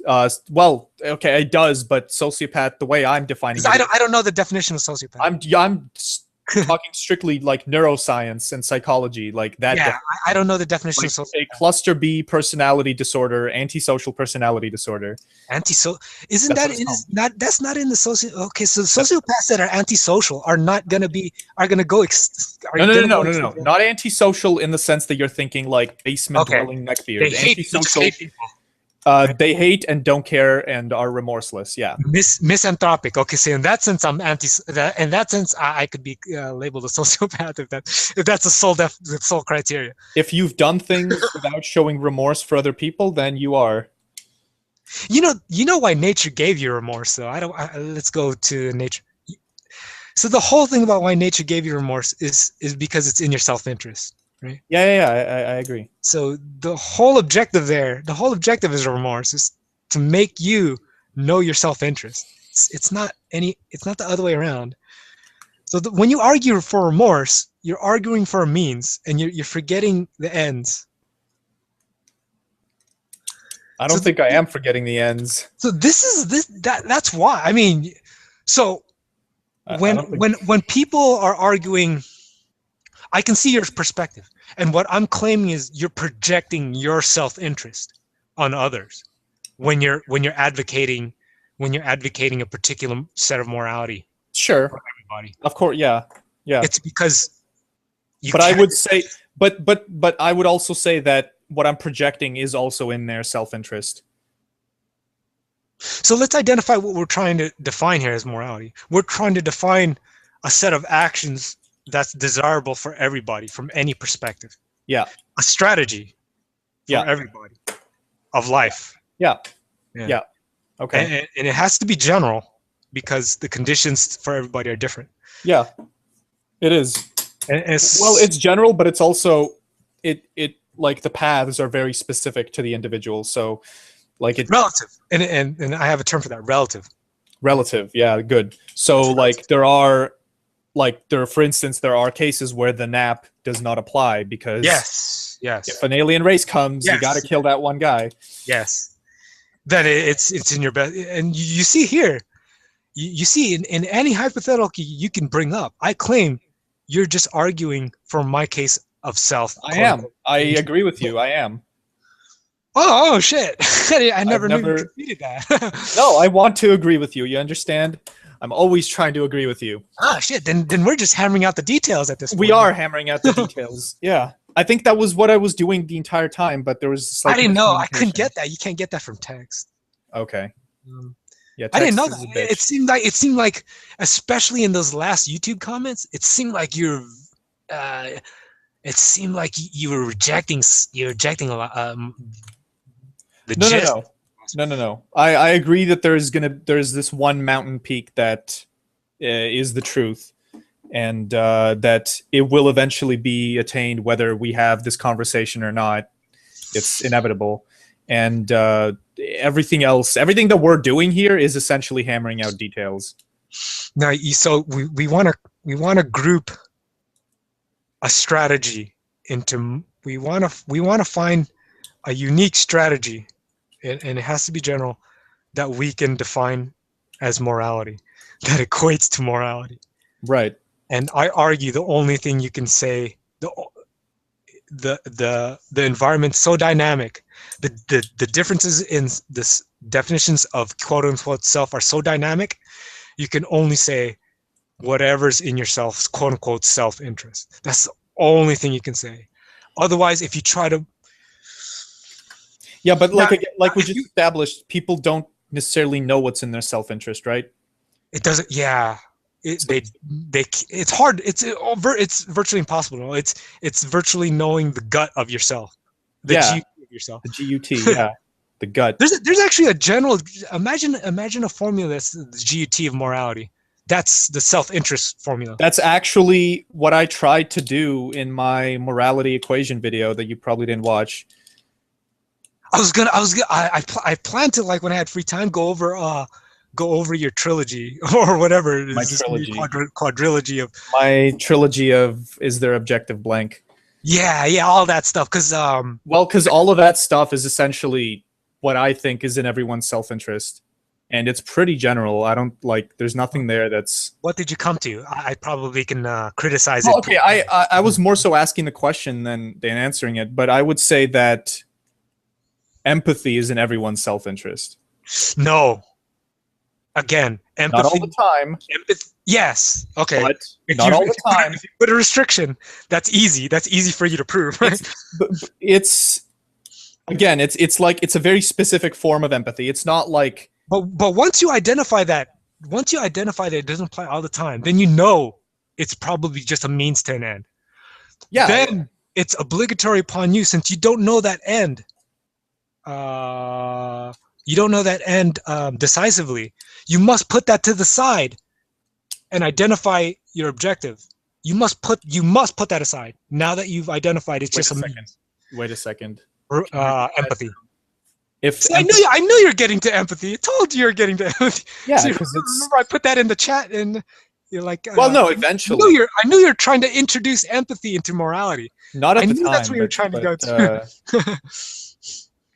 But it definitely, like, I mean, here, because it seems relevant, it's hammering out the details, right? But it's not. It's not. It's insignificant relative to the primary objective, right? I don't think it is, though. I don't think it is. I think it is. If it's just a means, right? Because I don't think so. Well, what? Well, hold on. Then everything is a means, right? Give me something that's not a means. Self-interest. But that's just abstract. We're trying to, like that. Like I just said, no one knows what that is, so we have to. So you're right. If you've conceded that, yeah, and we're trying to hammer out I could be wrong, but I seriously doubt that I am. So do you concede that the primary objective is self-interest, existence itself? Yes. Of one's definition. Did you agree to my definition of self? Sure. What defines you? One's definition. It's it's very abstract. So for the audience who's going to listen to this, which is probably very few, a select few, my definition of self is your definition of you. However I can describe you, however I can describe you, is part of your definition. Yeah, and you're talking about the self-interest of the entire species, right? Oh, I'm talking to the audience, not you. So I don't mean to talk down to you. I know you got it. I'm talking to the audience, whoever's. So this is a rant to the audience because they might be watching this and say, "What the fuck is quote unquote self?" Right? Right. So quote unquote self is whatever defines you, whatever can define you is part of your definition. You are American. You're fat. You're ugly. You're handsome. Whatever, and you can way to go, audience! You're American, fat, and ugly. You're beautiful. Basically, the scum of the earth. You're dumb. You're intelligent. Your IQ's 10. Your IQ's 100. Your IQ's 260. Right? All these things, you can further well define each category I bring up. You're fat. Okay, you can further subcategorize that into things over 200 and under 200 pounds or kilograms. He's basically talking about what is best for you, your self-interest. No, not yet. Yes, it's necessary in determining what's best for you. You have to define the self in order to know what's best for yourself. Okay, he's telling you who you are, and that determines what is best for you. Yeah, and everyone that's American is fat. So, okay. So now that I've given an abstract definition of self, you can see just from inspection, it's not limited to your physical body. It is your ideas. It is your genes too. That's only part of it. So it transcends your physical body. When you die, some of yourself is still there.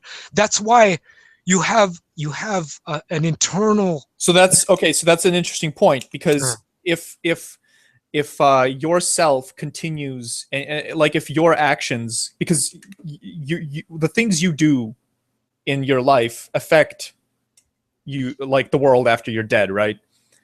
So yes, that is you. So that is you. You okay, so then the soldier who jumps on a grenade to save, let's say, 20 people. That's a meme. The action that is a means, but a meme, M-E-M-E. Oh, a meme. Okay. You know what a meme is? I know what a meme is. Yeah, it's the genetic equivalent. Yes. Of a a non-genetic behavioral equivalent of a gene. Is what it is. Yes. Yeah. Okay. Yeah. Okay, that's a meme. But so that specific example, that's part of his mimetic self. Yeah, and I would say that is in his self-interest. So maybe we should be able to subcategorize self into genetic and mimetic. Okay. I think that's we could. And that is complements each other. That is actually a very good way of dividing it. And I'm glad you know what. Yeah. Of self. I'm glad that you know what mimetic is, because I feel like every time I use that word, people the 4chan. People are like, "No, you're talking about internet memes, obviously." 4chan, right? No. It's a serious word that Richard Dawkins invented. It's a scientific term.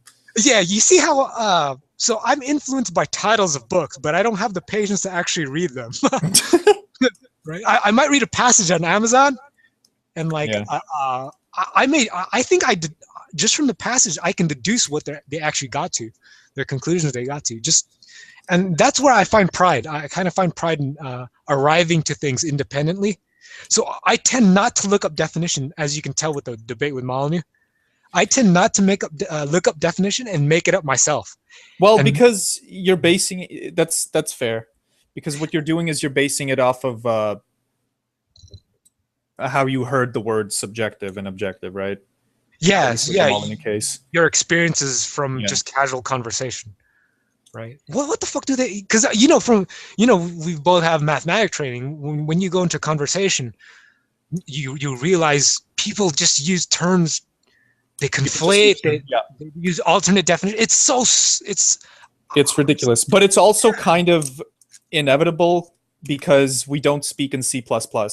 So no, but it's hard to be rigorous in everyday speech. But even you and I aren't being totally rigorous right now. The thing is, with any philosophy, you want to cater first to the intellectual crowd. Then you're relying on to the ones who can formulate it. Right. In a yeah. But the first part, the hard part is actually to create a rigorous language and be able to use it, and that's actually logically consistent. which is what I was trying to do in the Molyneux debate, but he didn't want to hear it. Molyneux is a bit set in his ways, so I He's wouldn't. intelligent enough to do it, but he's still doing a radio show where the audience influence, we're catering to his audience. Actually, man, that let go thing, that let go thing. Yeah, I heard that. That was insane. He's like, "You, sir, are a control freak." Yeah, yeah. That was just Although silly. I am getting a bit of that sense from you, but I wouldn't like. I am. I actually put that in. While it may be true, it wasn't true. It wasn't totally invalid. It wasn't true. Yeah. Whatever. I don't want to talk about Molyneux. Yeah. Okay, yeah. Sorry. I'm a bit of a control freak as well. For good reason. For good I reason. feel like you'd have to be to be in this to do what for we're doing. a rigorous debate, right? Yeah. For a rigorous debate, it's people who aren't controlling just don't give a shit, and then they won't debate. So we've established. So let's go where we established self. We can partition into genetic and mimetic. We can partition self, and for the audience, partition has a specific definition. It's a mutually exclusive subcategorization of a set. Right? When you partition something, that means you break it up into sets that are mutually exclusive, and this helps because there can be no conflation. Right? Once you've clearly defined the boundaries of each set, you can easily determine. You should be easily determine. You can determine any element that you want to classify. So when you talk about self, I should be able to point to something and say if this is genetic self or mimetic self easily. Yeah. And it can't be both at the same time since it's a partition. They have to be mutually exclusive. So that's the mathematical definition, and in the context of this debate, the definition of partition. Okay, so go on. So I would say we've partitioned it, and genetic self-interest is a lot easier than mimetic, because mimetic is just. Let's not get into interest yet. But okay, not self-interest, but morality, right? Okay, so in the context of morality, what let's define morality first. What genes are? Define morality. I think that's dependent on self-interest. So I think So let's define self-interest first. Well, I think we already did. Did we not? So self-interest, no, I don't think we formally did. You define it because I don't want to do any work. Go ahead. So self-interest. So let's identify the primary objective. It's existence of the self, quote unquote self. Right. We want to perpetuate the existence of oneself. Perpetuate. That means it doesn't matter just as long as it keeps going, and we want it as faithful to the last definition of self as possible. And it gets tricky there when I introduce the term. It's going to be really hard with the second law of thermodynamics. Yeah, you have to deal with physical laws. You're restricted by the long-term physical inevitability of. I don't know. Okay. Quick side question. I'm a new. I've just taken engineering physics, so I don't know, and I've just done it pretty much mechanically, except for the Newtonian part, which is intuitive. But everything else I did mechanically. But anyway, okay. So as far as entropy. Is gravity a counterforce to entropy? No. Okay. Nothing is a counterforce to entropy. Because this big crunch. Okay, that's not counter to entropy. That's still. It seems like it is, though. Big crunch isn't even happening because of dark energy. So that's beyond the scope. Not even like a thing. Dark energy, dark matter. Well, the only way to. I mean, ideally, there's like a multiverse, and we can steal energy from other universes to perpetuate. Here's the thing. So that would be the ideal. You call it a multiverse, but if you were to redefine the multiverse as all part of one universe, and that's the universe. Well, yeah. I mean, when I say multiverse, I mean like if there's shit outside of the observable universe that we'll discover someday. Because the observable universe has finite energy, and that's not good. In order to discover it, you need to observe it. You're kind of contradicting your kind of phrasing. What? In order to discover it, you need to observe it. Therefore, once you observe it, it brings it into the observable universe. You know what I mean, man, yeah. Okay? Yeah. I know what you mean. Yeah. Okay, so let's ditch that. Go back to what we Genetics. established. So interest. So we agree, at least between the two participants here, that the primary objective is perpetuation of oneself. We want to try to faithfully maintain oneself at any one instant, right? At any one instant, I have a specific definition. So, considering the definition of the time, right? The time coordinate that points to a specific definition set. I want to preserve that as faithfully as I can, but I have to deal with parasitic relationships of the criteria of myself. Wait, when you say yourself, do you mean like a general self or yourself specifically? Like you, Brian? That's the thing. If I was talking further, I would actually address that. Or just an arbitrary self. My next phrase was going to address it. So, okay, so self is actually the exact criteria, the exact values of the criteria that define you, right? So the fact that you're American, everything specifically. Yes, you're 5'6". You're a physicist. You have this background, everything, right? Now the thing is, I claim no matter how much you decompose, you can go ad infinitum decomposition of oneself, right? You can you can take any subset of oneself, right? Any grouping of subcategories under consideration, each of those is a self. I remember I brought that up to you. Wait a sec. You can divide. Can you repeat that? You can arbitrarily decompose oneself into other selves. Okay. So just like any definition is just a composition of other definitions. Yeah. So if a self, so here's the logic. If a self is a definition, and a definition can be arbitrarily decomposed into other smaller definitions. If a self is, then each decomposition of a self, therefore is a definition, is another self. Yeah. Okay. And each of those selves, no matter how much you want to group them, like I can say you're both fat and American, and even though they might be a subcategory of the other, let's say they're mutually exclusive, that's a valid definition of a self, and that self has self-interest. Okay.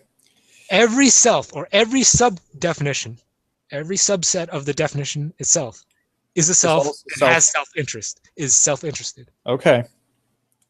Wait, so I claim even inanimate objects are self-interested. Are self-interested. Okay. Okay. Any definition you can come up with. So my definition transcends animate. Even it applies to physics.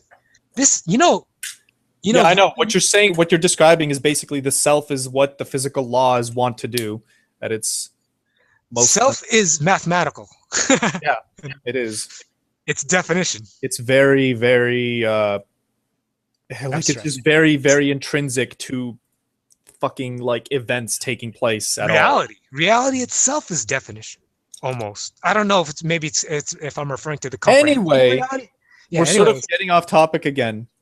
Genetics. Okay, so self-interest. So every subcategory. So let's take the subcategory of being Canadian for you. Yeah. That wants to perpetuate itself. So I want to stay Canadian forever, or not if it's in the net sum benefit of yourself, right? So it's like a democratic process. That will vote for that, right? Your Canadian will vote for staying Canadian. Okay. Everything else will look at the Canadian. So I don't care about being Canadian. The only, I guess I like the fact that there are some benefits I have in Canada that I don't have in other planets. Yeah. Wait, I can say this. All things equal, you'd want to stay Canadian, right?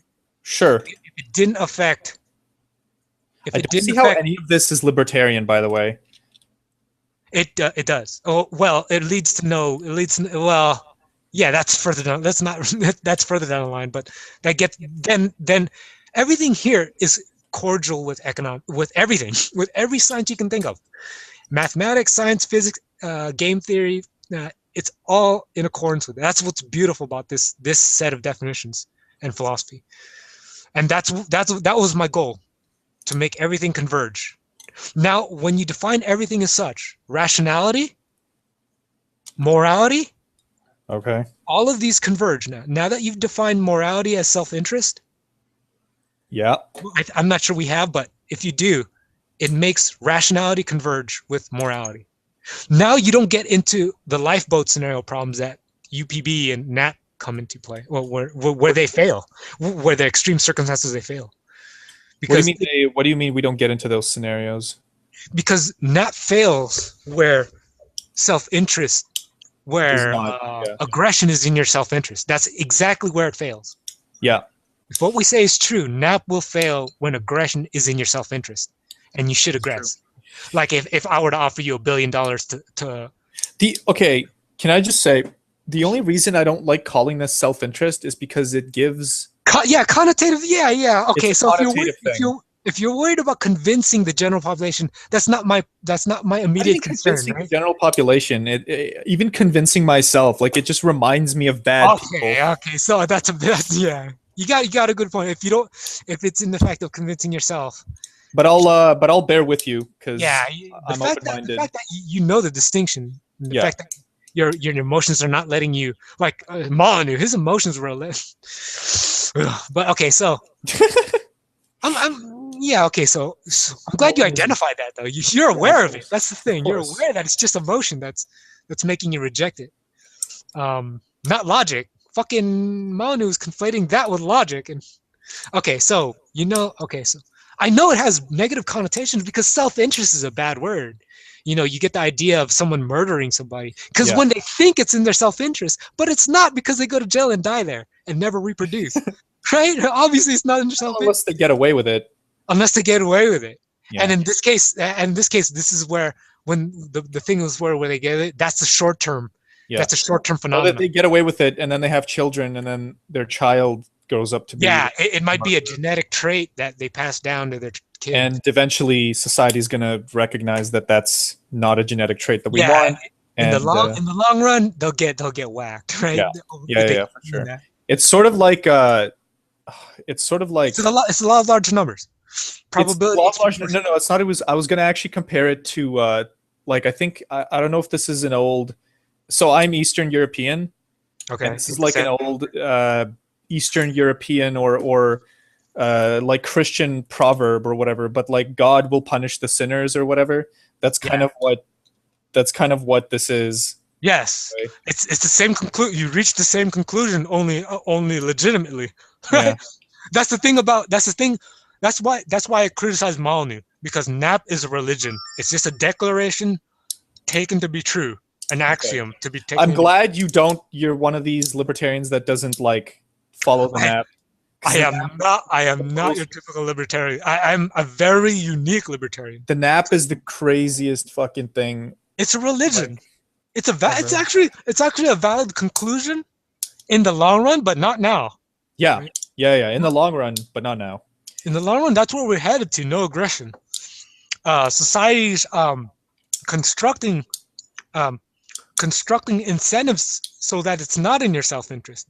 It's both your and my self-interest to make the environment such that we make it unprofitable for the guy not to murder. Yeah, that's in ourselves. So we'll create the environment. We'll cooperatively try to manipulate the environment until now. The only time you'll get aggression is when you're going to get someone that's a parasite. Yeah. When there's a parasitic relationship, there's going to be a conflict because self-interest will conflict. There's going to be the parasite who wants to perpetuate himself, but can't do so without. Yeah, what you're essentially talking about is like a virus within memes, a mimetic virus. That's what a parasite is. Yeah.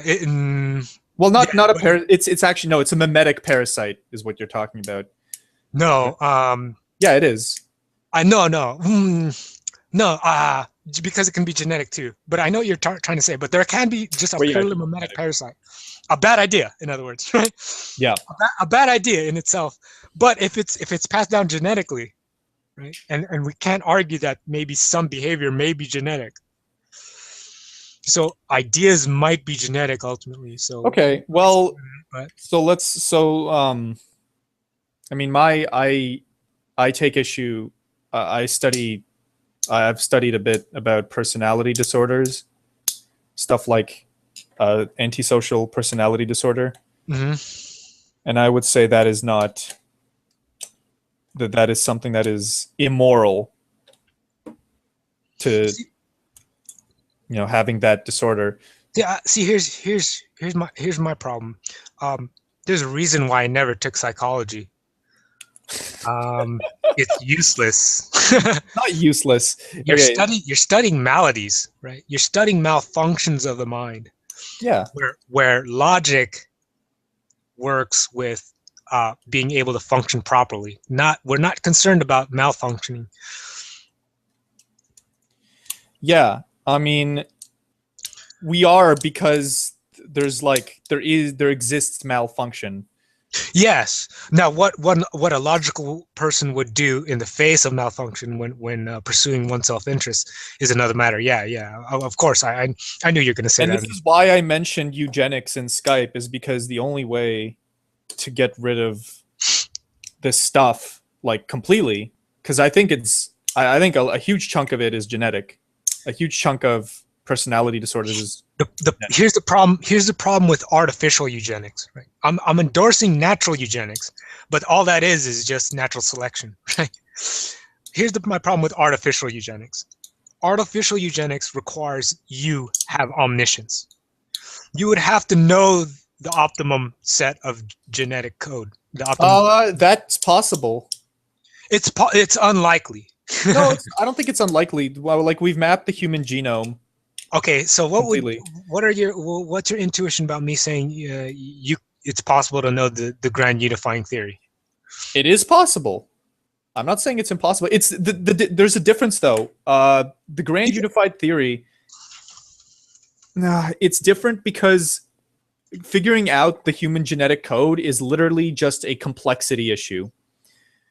It's literally just a matter of putting all the variables together. What if it's infinitely complex? It's not infinitely complex. That's a tall claim. It's not that tall. Just like look at geneticists. Like, they're doing it. They're trying to figure out the human genome. Like, the fact that we can even connect, the fact that we could even relate sociopathy to you. Okay, whatever. This isn't even like a worthwhile argument. I'm confident that eugenics. Like, what I hate is science fiction painting eugenics as some horrible thing that's always evil. But the only reason they do that is because it's like the people who make that sci-fi are just uneducated.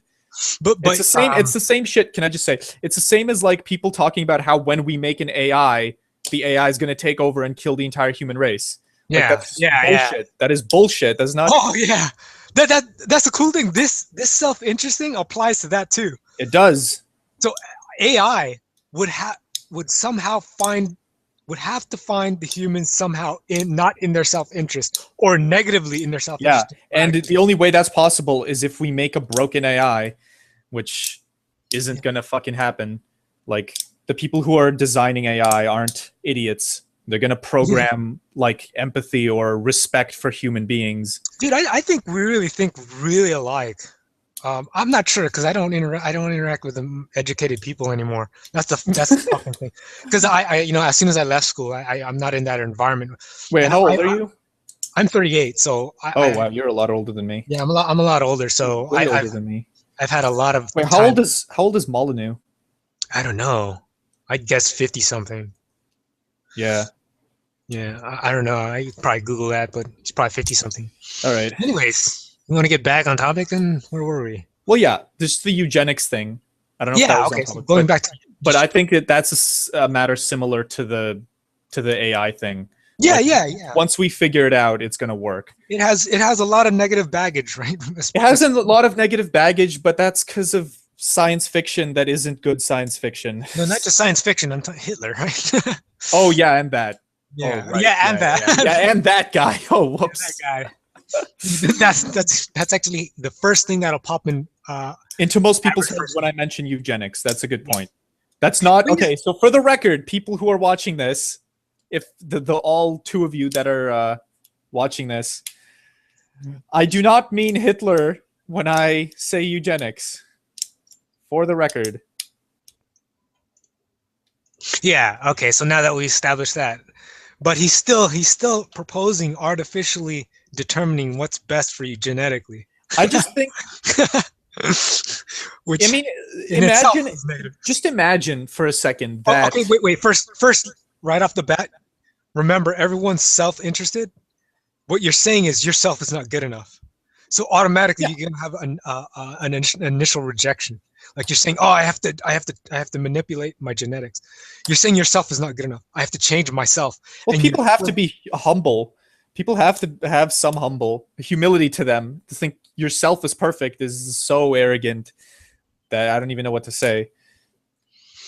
But again, not only you have to have knowledge of your ignorance, but you have to have omniscience to know the optimum genetic code. Yeah, that's what I'm saying. It's not omniscience, man. Like, it's not. You don't have to be a god to understand the genetic code. Let's limit it to memetics. Yeah, maybe you're talking about a memetic code. No, I'm talking about you. Well, I mean, I started with genes because I thought eugenics was on my mind. But if we could figure it out, like perfectly, eumetics. No, if we could figure out. Oh, eumetics? I guess that's what we're arguing, actually. When you're arguing morality, you're arguing eumetics. Eumetics. Eumetics. Yeah. Cool term. Anyway, I think that might catch. Hopefully. Yeah. But just one thing I want to mention about eugenics. Like, just imagine that you can choose, like, you can make your child not have disorders, not have, like, have a decent IQ. Like, imagine stuff like that. Yes. This is where why we reproduce, why nature forces us to mix genes. Yeah. Because the environment is so dynamic, the optimum genes change. So that's why quote unquote we get the sense that opposites attract. It's because this is my explanation of it. It's because we want to improve what we feel is inadequate. So when I'm dumb, if I'm dumb, I'll want to find someone that was smart. Yeah, that's interesting. Mix genes with them. So you see how cool it is. It makes sense connotatively too, and intuitively. I would say, regardless of opposites, never reproduce with a sociopath. Yes, because you feel that particular category, that particular value of that category is not in one's self-interest. So you don't in anyone's self-interest. Yeah, so the phrase opposites attract is not quite right.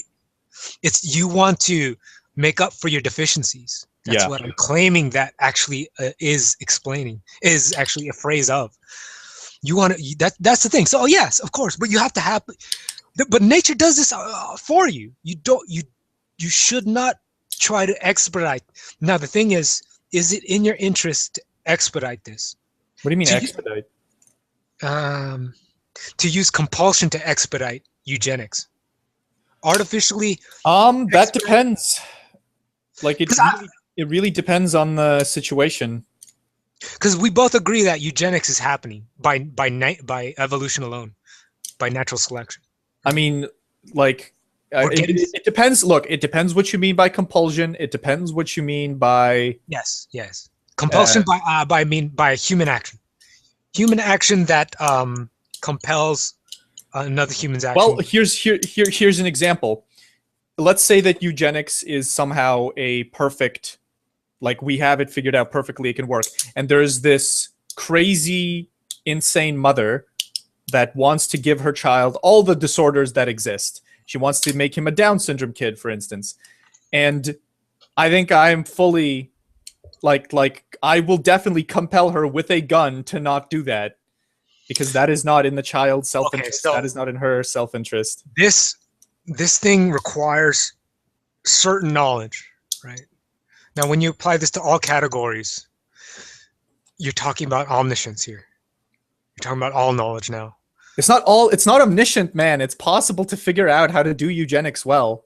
So like when a woman doesn't want when a woman wants, let's say she wants to have a kid in at the age of 60, and let's say she probably it's possible, and you're trying to convince her otherwise because of the high probability of birth defect, right? Okay. That's kind of a similar case what you're Yeah, telling me, it is kind of. because I because wouldn't. Okay, I wouldn't necessarily use violence in that case, but I would be. I'd be really upset with her. Yeah. that's the thing, right? What one of my my general claims is violence is very very expensive. It's very costly. Violence has a very high Opportunity cost. Yeah. economic cost that includes It, it's uh, true. It's true. I agree. I agree. So that's the only case in which I'd use violence is if there was no better alternative. yes, and I can almost prove that it's never the case. Like as a last resort. Yeah, I agree. It is almost never the case. I can I almost think honestly, most social situations are solved entirely by, ostracizing people and yeah. just like social mimetic pressure rather than forcing people with violence to do certain things. Yeah, yeah, that's exactly it. So if the thing about it is compulsion should exist when there exist parasites. When it's purely symbiotic, there's I can prove at that point I can prove there's There's no no need. compulsion. Of course. No, no, no, of course. You That's see where I'm getting to with the yeah, I free get it. I would market? actually but I would say that yeah, the utopia is The long run. the long run, the world where there's no compulsion because We're there headed there. You can see it when you take a step back and look at history. You can oh yeah, see for it. sure. For You can sure. see it. I agree. I agree. I think there's a lot of people on the internet that are really cynical that are like, the world's gonna end, guys. Fuck humanity. We're all doomed. And I I think they mean by world by humanity is going to end, right? That's what no, they mean. but even like humanity, yeah, but I don't even agree with that. I think Because who cares about the rest of the universe? The universe is going to exist uh, right. Yeah. forever, as far as we've experienced. The universe is going to exist in one form or another. It doesn't care what form it is in.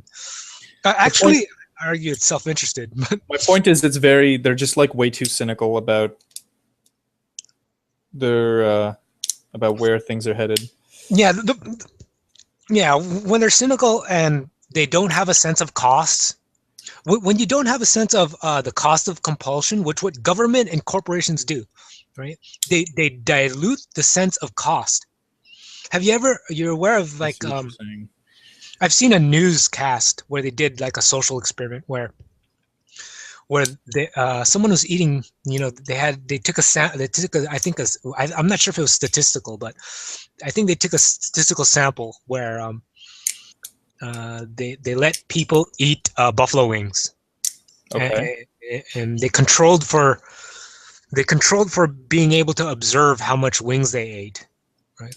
And then in the one group where they saw what they're eating, they ate much less than the persons that didn't know how many they actually ate thus far, right? How would they not know how many they ate? I don't know the conditions of the apparatus of the conditions All of right. the. Yeah. Whatever. But, Uh. but you see there that like when you remove the sense of cost, and in that instance it's the cost of gaining weight and being fat, and the Right. negative, Right. Oh, okay. That's what you mean. yeah, All and right. heart attack and stuff. Okay. Then let's talk about the mimetic aspect of self-interest Yeah, okay. because I think Action that's the only applicable one to action, right? right now. Yeah, Uh, like strategy, eugenics action. isn't something you have that much control over. Genes. Okay, Anyway, so actions, yeah, like sort of cultures, social behaviors. So I would say that like bad behavior, like I have this whole like empathy fixation. yes, yes, So I would say that stuff like um so I would equate lacking empathy as not being able to do the cost analysis of self-interest. No. Yeah. Empathy is probably a subcategory of emotion. And what I define emotion as is kind of like your primitive instinctual logic, right?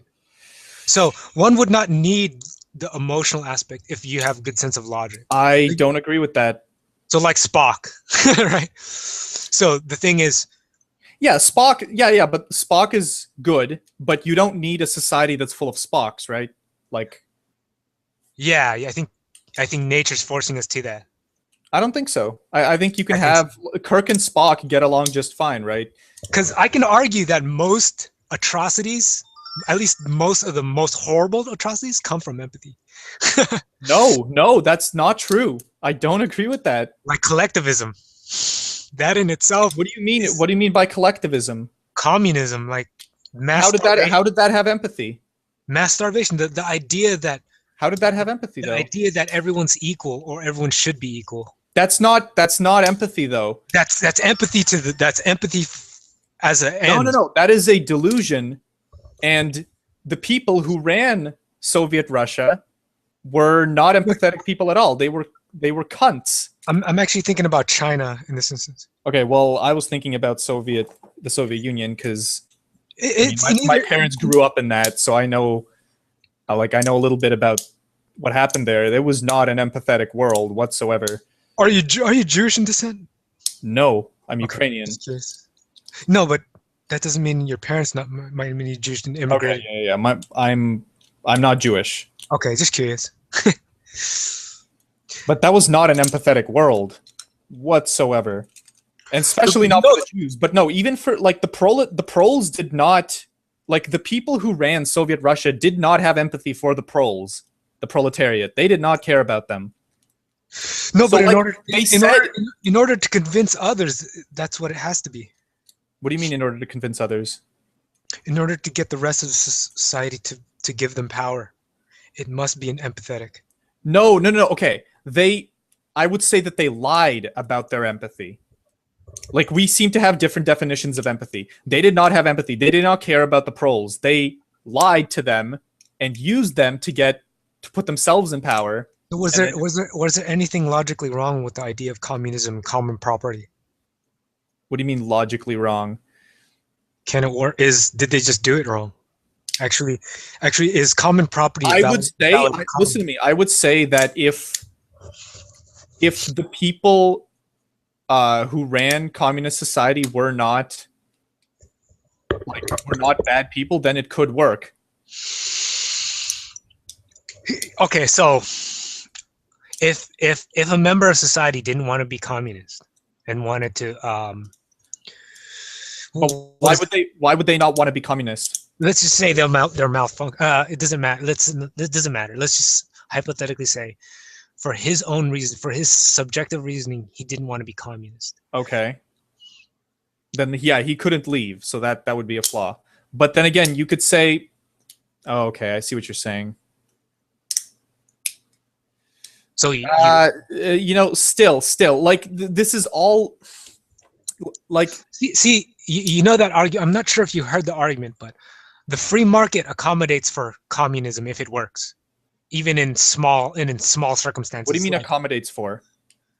You can have a communist society within a free market. Yeah, but you can't do vice versa. So communism is compatible with free market, but not vice versa. Communism can be a subset of free market. You can't have a free market in a communist society?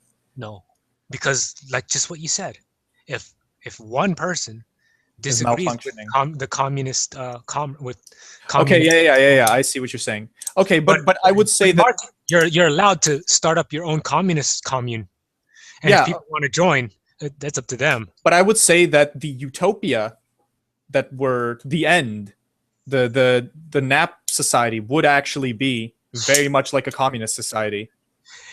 That would require one thing, I argue, either an infinite amount of resources or perfect technology where you've actually nullified the second law of thermodynamics. Wait, That's what it would require. why would it require that? Because when you have scarcity, you're going to have a limitation of the population, meaning Okay. that the population is necessarily have to be limited. Yeah. So that means in any case of overpopulation, you're going to have potential for conflict.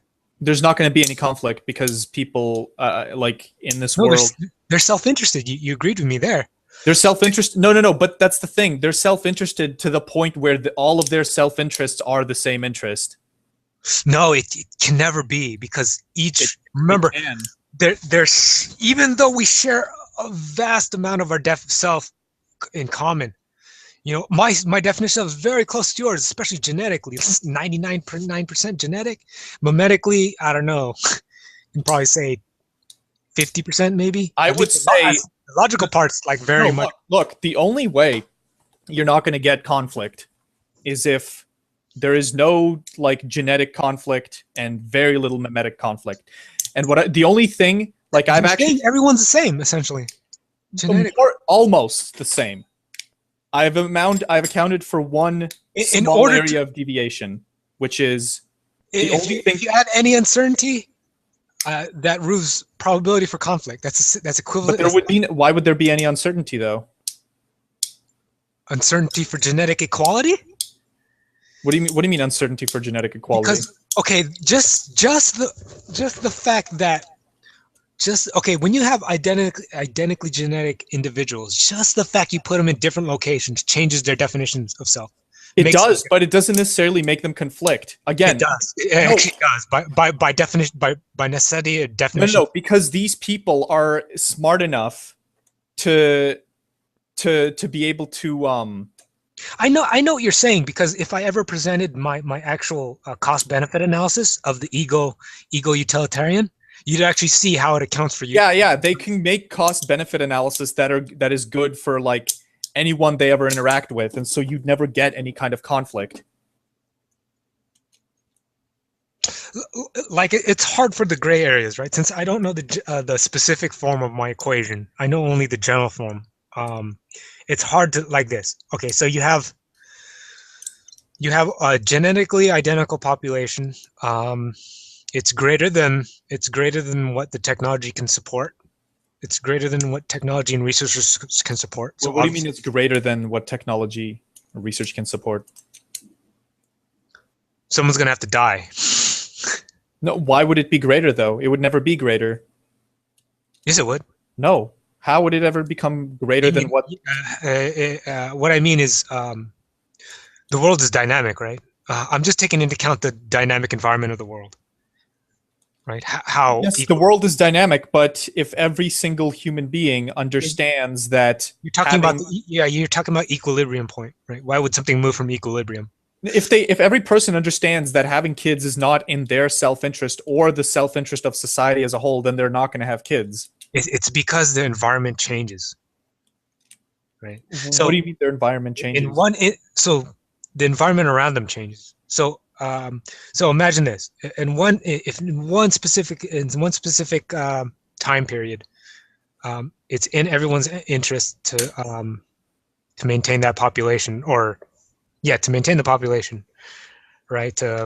Maintain 2 kids per couple. So long as we're living on planet Earth.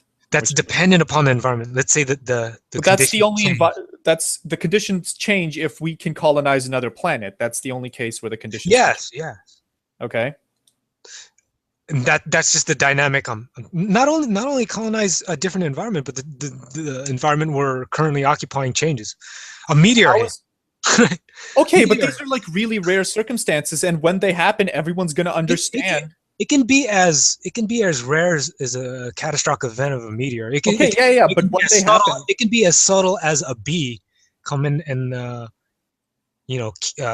introducing. Yes, but remember, these people are very intelligent, so they're going to understand. They're going to be able to perform this cost-benefit analysis that's in their self-interest and not have kids. Are you talking about the distant future? Because you're talking about. Okay. I'm talking about this distant utopic future. So virtually perfectly intelligent. Yeah, I'm saying it'll be very close to a communist society. Yes, but it there will still be man, am I arguing for the case for compulsion at this point?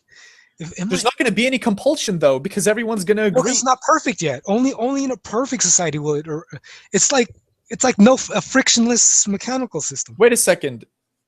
We're going there, but it'll never reach there. It's like the second law of thermodynamics. Our technology is always increasing. If we never get to this no compulsion world, we'll never get there. We're always going toward it, though. Okay, well, there'll be very little compulsion, right? Yes. Okay, but the people who are compelled, they'll understand. It's like it's like the kid who jumps on the grenade to save his friends. No. Actually, that's contradiction, right? If they understood, they wouldn't have to be compelled. Well, then there's no compulsion because they understand. Yeah, it's contradiction. You're saying. No, there's no. I know what you're saying. There's no compulsion then. Yeah, then there's no compulsion. Then you reach perfection. No, they actually have to be perfectly intellected to do. See, your hypothetical requires perfection, which is a state that's contradictory in itself. I don't think so. I think it's possible. I think it's very possible. Just like the omnipotence paradox. It's not as crazy as that though. No, it's actually crazier. It's actually all that is required for this is that people are very intelligent and perfect. You can't, if you have any possibility for error, they might compel. All right, whatever. I mean, and in the long run, you're gonna have it because you know what? Maybe, but that's the thing.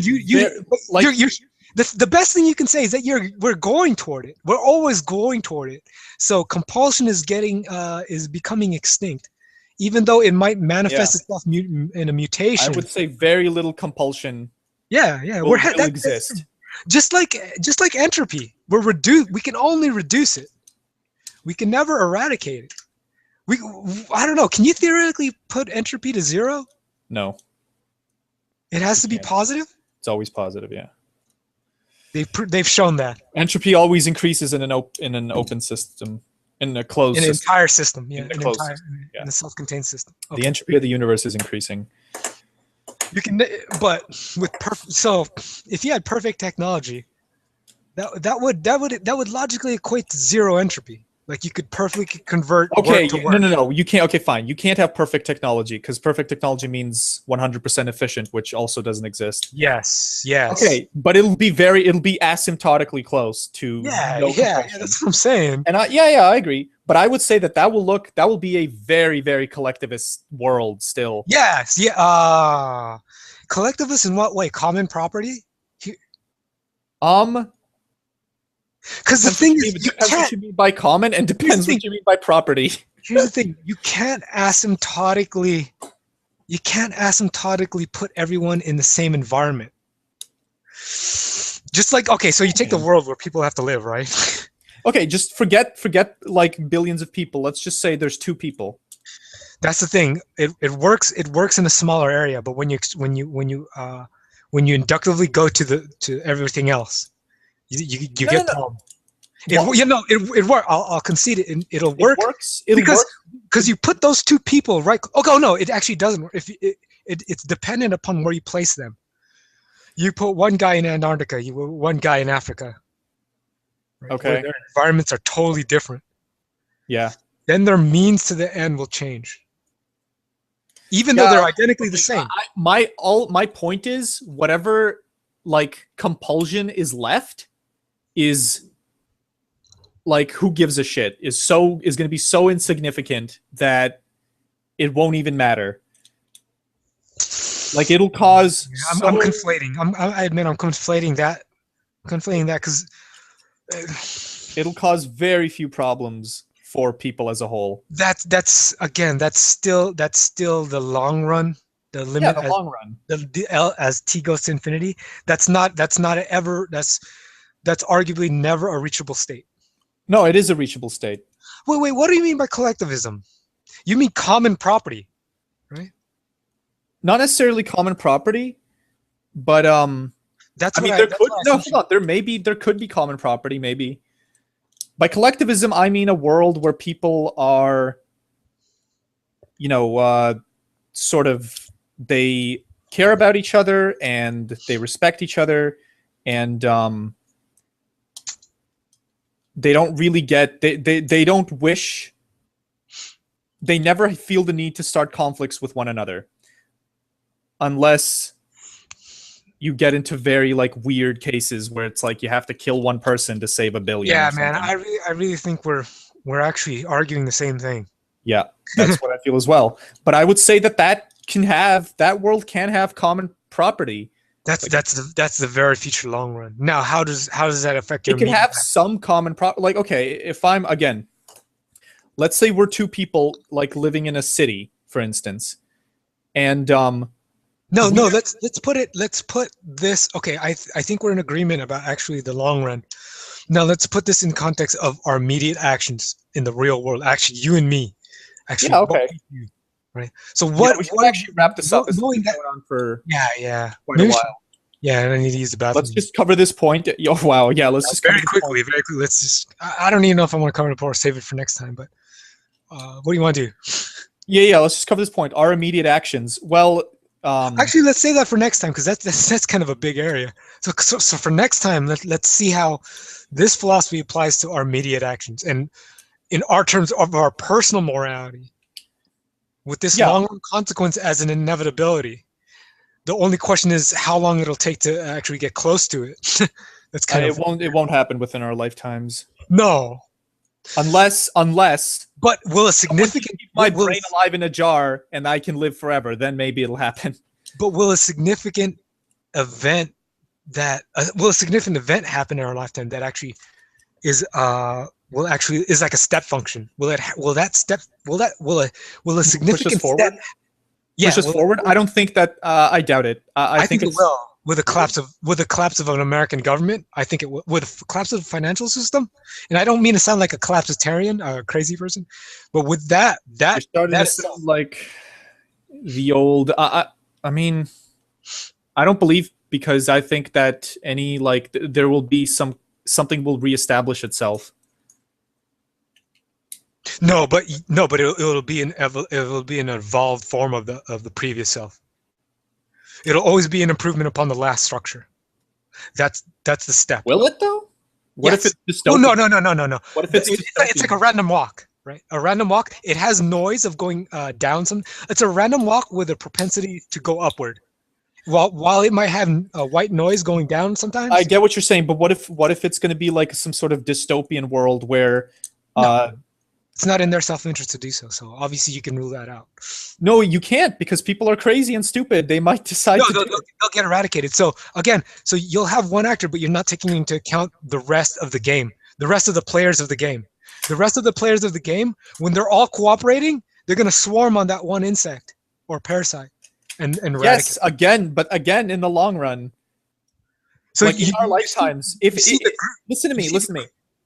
If the American government collapses tomorrow, I do not believe that it'll be replaced by a better version of the American government or something.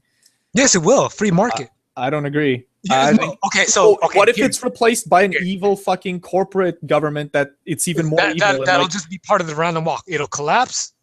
It'll collapse, but it might not collapse in our lifetime.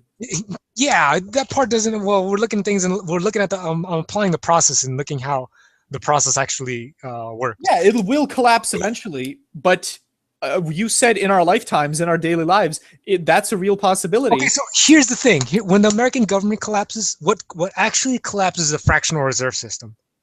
That's what that's the pillar that's holding up all governments at this point.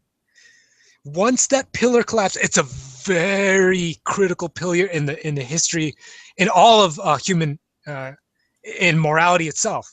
It's a very critical pillar because that's the mechanism that they use to finance their activities, not taxation. It's transcended taxation, even though it's very much related to it. Wait, what are they using? What's the pillar? The reserve? Fractional reserve system. Remember the banking part of? Oh, okay. Right, the banking system is how So if that, the way the way government finances activities is borrowing, especially the Western governments. yeah, okay, but again, this might not work out perfectly within our lifetime. I claim it will, and the evidence toward that is a Great Recession of 2008. Was it 7? Yeah. 8? That shows you things are boiling underneath the surface, and that's Yeah, but why come on, we had a huge depression happen in the 1930s, and like, when we take a look at the economic history, recessions happen once every 10 years. There's no, no, that was those two are linked. Those two are linked. Now, this thing is these things aren't symptomatic of the system. They're symptomatic of the same parasitical mechanism, which has yet to prove. Yeah, maybe you're right. That's probably true. So the thing is, they managed to damage control. They managed to damage control that phenomenon of the Great Depression, and it manifested itself again in the Great Recession here. And again, they damage controlled that too.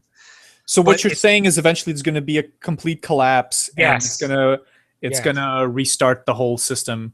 They won't be able to use the fractional reserve system again once it collapses. Okay. It's the same thing as like if you. Well, how do you know this is going to happen in like the next 50 years? No, I don't certainly know, but it's more likely than reaching the long run conclusion of it's. Okay, it's possible we are disagreeing on timelines all the time here. Like, what do you mean by long run? What do I mean by long run? Like, because the medium run, right? The medium run. So what's the medium run? Like in the next 50 years, the next 100, the next 1,000 lifetime. I think let's call it medium run with respect to human lifetime. So within a generation, you're saying this is possible. Yes, because the Great Depression and the Great Recession happened within the lifetime. Now the next leg is likely possible because the foundation is already cracked. It's very much cracked. So now the thing that turned around the Depression, and maybe we should get this we should end it soon. But the singularity that fixed the Depression. Okay, so the fractional reserve system, the banking system, the modern banking system was in virtual collapse. The thing that turned it around wasn't the war, but it was the invention of the nuclear bomb. The invention of the nuclear bomb allowed the Western nations to take over the monetary system in the form of the Bretton Woods Agreement. This is starting to sound very conspiratorial. No. The thing is, it's true, right? Okay, if you say so. It's true. I don't know enough about economics to know if it's true. This is how the U.S. dollar became the world reserve currency. Sure. I mean, okay, whatever. Like when we won World War II, right? I would have to read about it. We created the United Nations, and then we agreed that there should be one reserve currency. All countries dealing with each other should keep a currency in reserve. And then and that was the dollar since we invented the nuclear bomb. And I see. Once it was confirmed and at that point the US agreed that the dollar would be backed by gold. Even though we went off the gold standard. Now let's get into this other time. Let's end it here. Yeah. And maybe we should talk about that and applying our actual general long run conclusions with our immediate philosophy, our immediate morality, in terms of. Well, you know what my immediate morality is. I'm not actually sure. You've implied empathy, collectivism. Well, no, because I don't advocate for any specific political model, right? Okay, so political models are just a form of a means to an end. A form of economic system. Whatever. They are all a means to an end. My belief is that we're talking about economic system, I think. What economics should be in place. No, not even that. I'm just saying what virtues should be in place. Like I'm doing the more like the everyday decisions that people make, like are you nice to people? You know, like how do you treat certain people? Like that shit, of course, is sort of the salvation of the species. Yeah. Okay, so let's get that into next time. That's all culture. That's not economics or politics. It is related to politics and economics. Very much related. It is related, but it is not pure. Like, I'm not going to stand here and argue communism is the best. Anyone who's not a communist is a monster. No, that is ridiculous and insane. I'm gonna have to ask that. What economic system does that imply, though? These mimetic cultural element of culture, right? An element of culture that. Well, I have guesses. I would know, but I would say that these mimetic cultural suggestions that I have are actually would be the ones within the utopia that the long run.